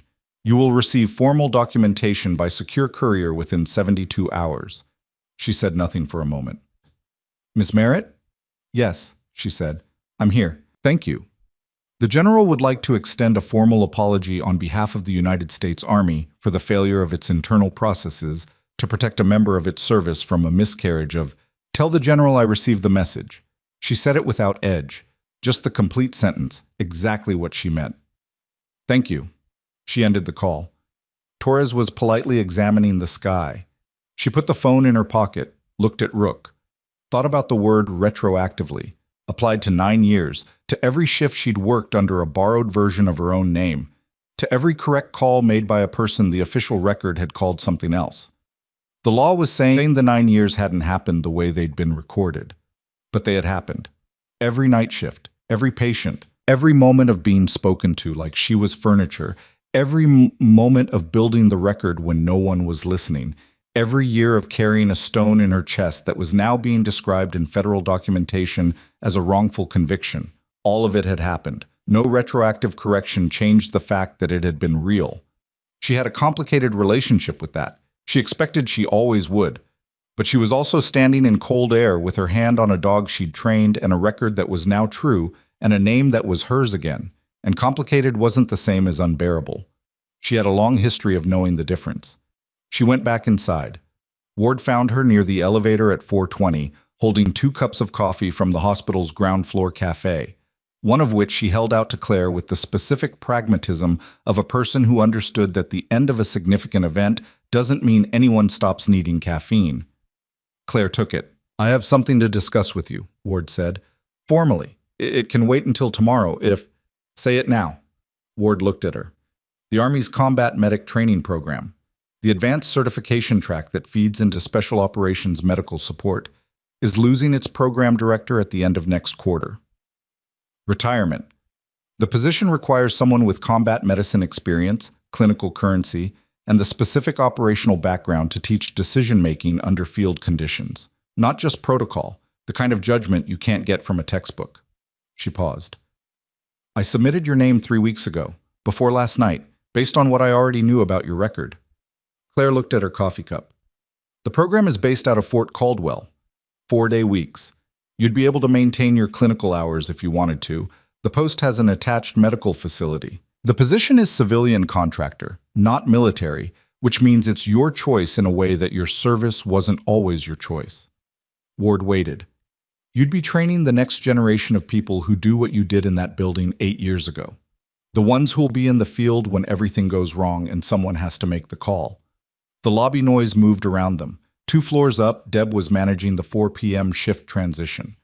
Gerald was somewhere in recovery, probably asking when he could eat. Maya was home with her mother and two broken ribs, and a new understanding that the world could hurt her, and also that there were people who would stay in the room. The K9 unit, Claire said. Ward almost smiled. Rook has been assigned to the program on a permanent basis. He needs a primary handler with field experience. She paused. Torres is a good specialist, but Rook has made a fairly unambiguous preference statement. Claire looked at the glass doors. Rook was visible outside, still sitting, still patient, still oriented.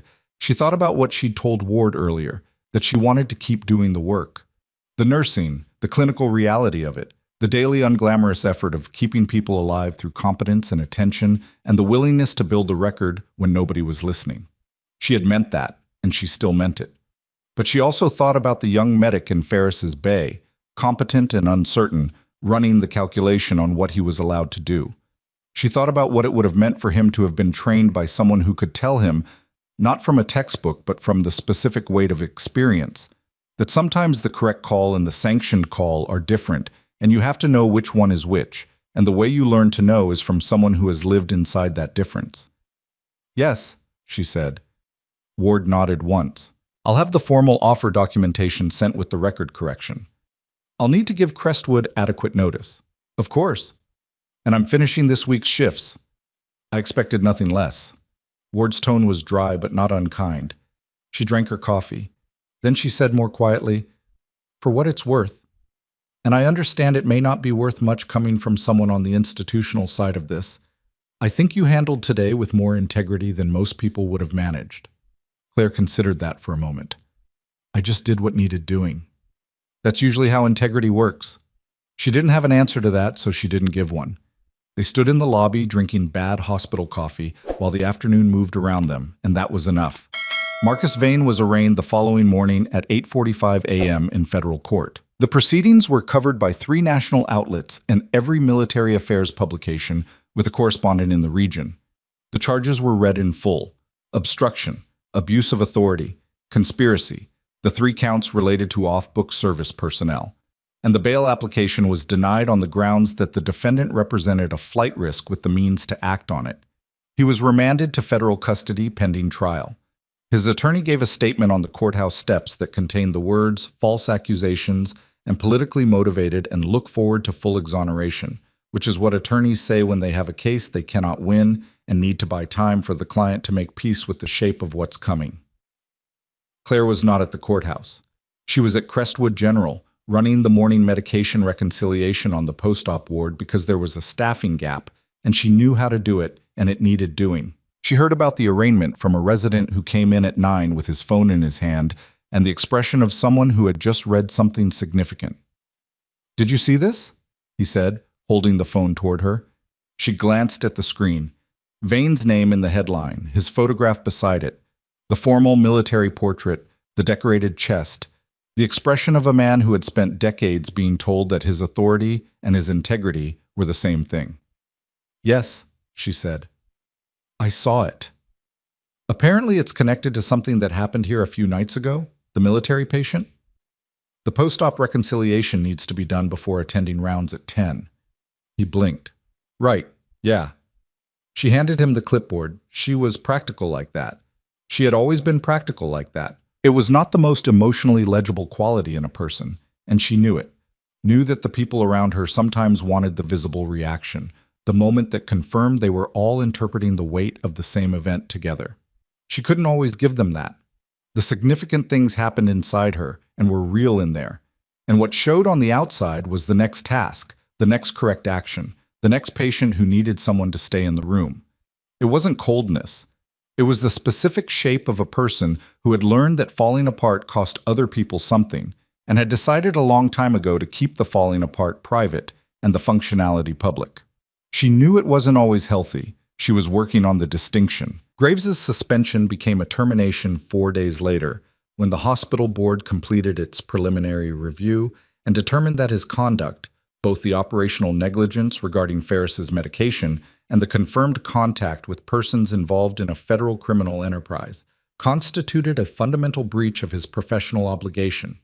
The termination was announced in an internal memo that was, in the way of internal memos about significant things, thoroughly read by everyone in the building within 4 hours.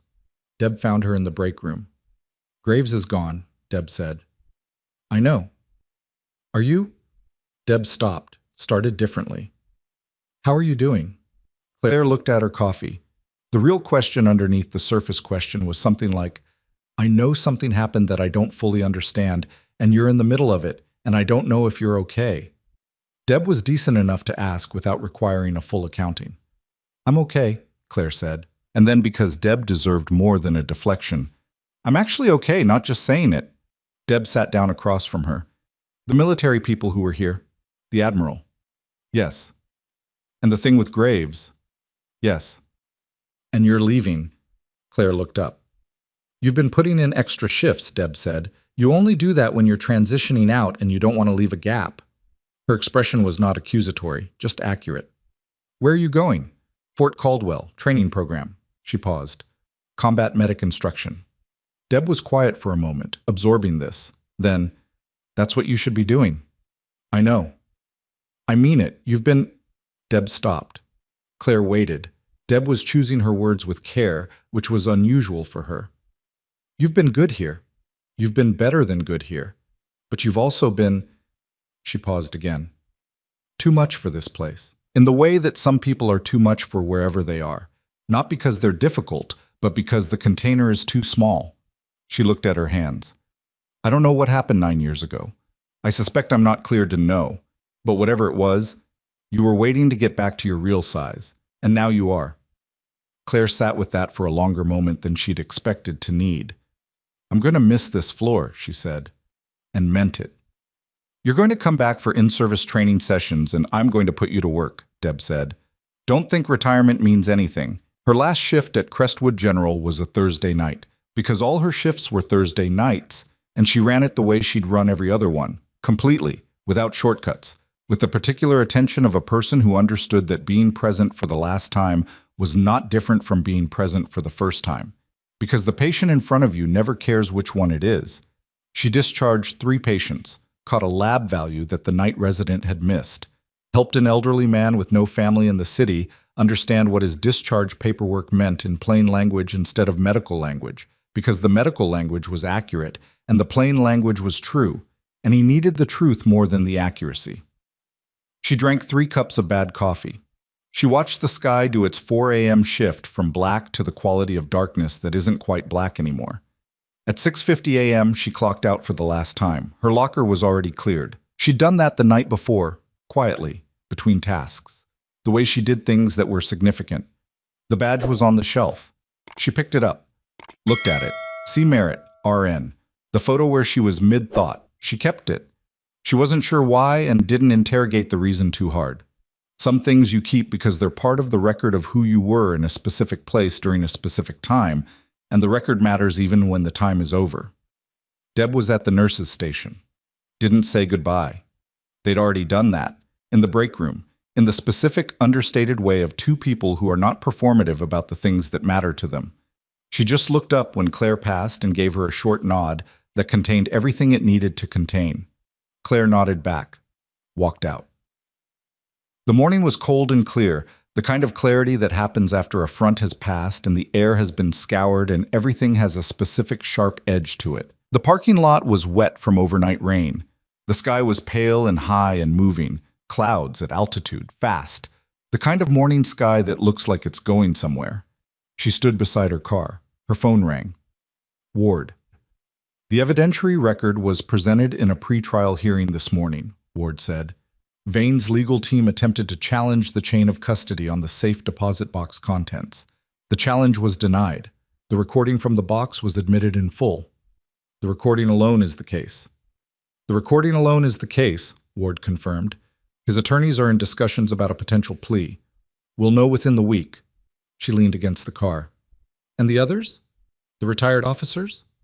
2 have retained counsel.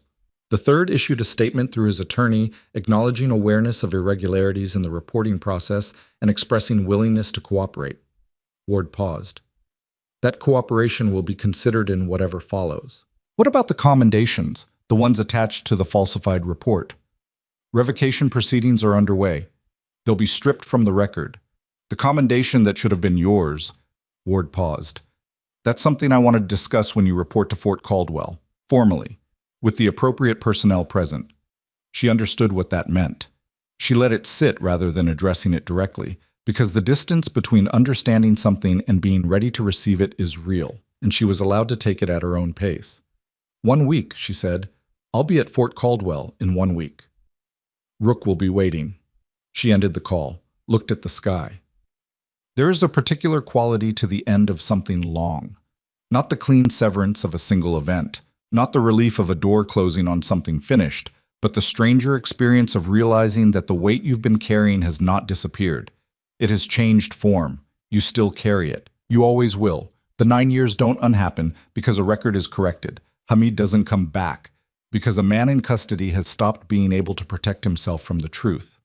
The burning building and the decision inside it and the cost of that decision, those are hers. They live in her shoulder when the temperature drops. They live in the way she builds the record before she needs it.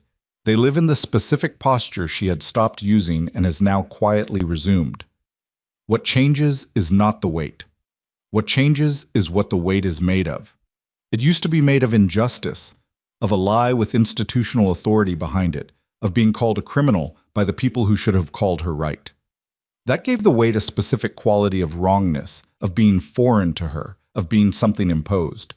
Now the weight is just hers. History. The specific density of a life that has moved through difficult things and come out the other side without being simple about it. She could carry that. She had always been carrying it. The difference was that now she didn't have to carry it alone in a building where nobody knew her real name. She got in the car.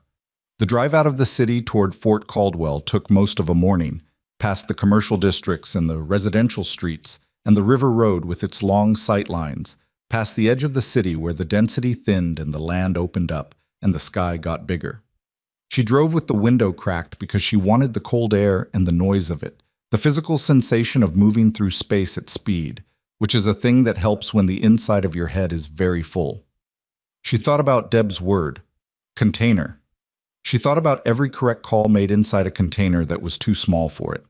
Every medication flag, every lab value caught, every patient she'd sat down for because sitting down made her a person instead of a uniform. All of it done inside a space that couldn't fully hold who she was, and all of it real and good and worth doing anyway, because that's the thing about doing the right work in the wrong container. The work is still right. The work doesn't become less than what it is because the structure around it fails to recognize it. Gerald's aorta didn't care that the attending had dismissed her concern.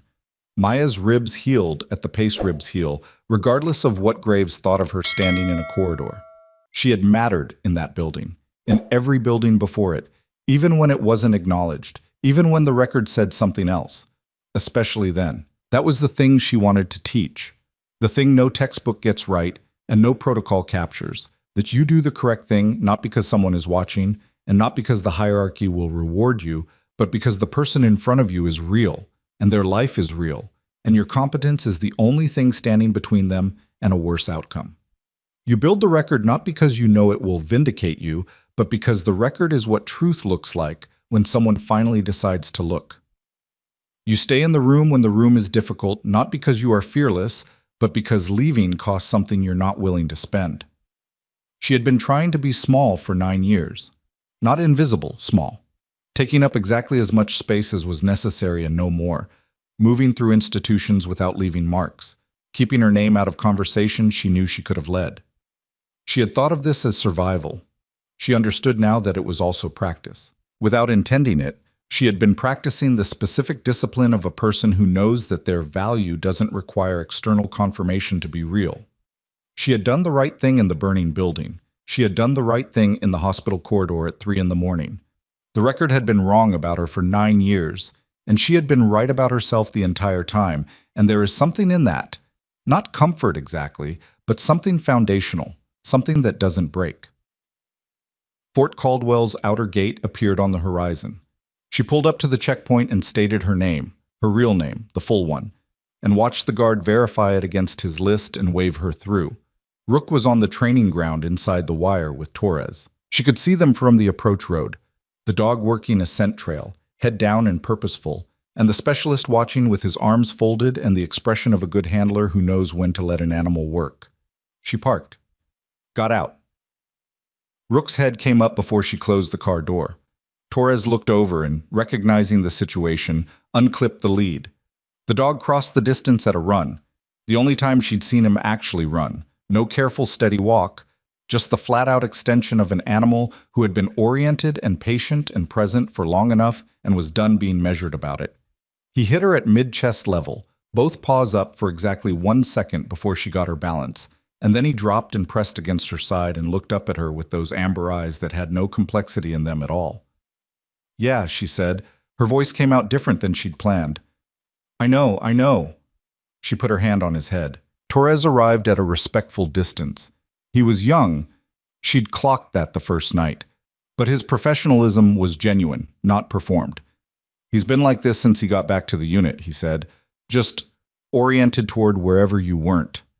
"I'll take the lead from here," she said. Torres nodded. Then, with the directness of someone who had been sitting with a question long enough to decide it was worth asking, "What do I call you, ma'am, or—" She thought about the hospital badge in her bag. C. Merritt, RN. The photograph where she was mid-thought.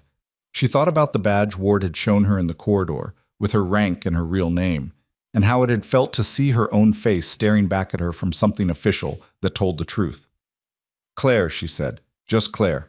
Torres nodded again, satisfied. She clipped the lead, not because Rook needed it, but because it was protocol, and protocol existed for reasons, and she had spent enough of her life working around the rules to know the difference between a rule that protected people and a rule that protected hierarchy. This one protected the dog and the trainer both. She stood on the training ground with the cold air and the pale winter sun and a Belgian Malinois pressed against her leg and the full weight of her own history in her chest where it had always been, and she looked at what was in front of her. Young medics. Future ones, that they'd be arriving next week, 12 of them in the first cohort, most of them 23 or 24 years old, most of them good at the technical components and uncertain about the judgment components, most of them going to end up in situations that no classroom fully prepares a person for. She knew what she was going to tell them. Not on the first day. First days were for protocol and logistics and the establishment of baseline expectations. But eventually, when the moment was right, when she could see in someone's face the specific uncertainty of a person being asked to make a call that their training covered but that their confidence hadn't caught up to yet, she was going to tell them this. You will be dismissed. You will be spoken over. You will make the correct call and watch someone with more institutional authority make the wrong one and live in the gap between those two things. You will build the record when no one is asking you to build it. You will stay in the room when leaving would be easier. Do it anyway. Not because the system will reward you, not because someone will see. Do it because the person in front of you is real, and your competence is real. And the distance between those two realities is the only space where medicine, or anything else worth doing, actually lives. The truth does not stop being true because someone with authority decides to call it something else. You do not stop being what you are because the record says otherwise. She would know. She had been proof of it for 9 years, and now she was something else. Something she was still finding the edges of, still learning the shape of. A woman with her name back and her record corrected and a dog by her side and a room full of future medics who needed to learn what she knew. She looked at the training ground, at the clear, cold morning. She tightened the lead, squared her shoulders, and walked forward into whatever came next. Not running from anything, not running toward anything that required her to be smaller than she was. Just walking, forward. With the truth beside her and the work ahead of her and the full weight of everything she'd carried, all of it, all 9 years, every correct call and every dismissed warning and every patient and every night shift and every moment of being, furniture in a room she should have been leading. Carried not as a burden now, but as the specific density of a person who had been through something real and had come out the other side still themselves. That was enough. That had always been enough. She had just needed the record to finally say so.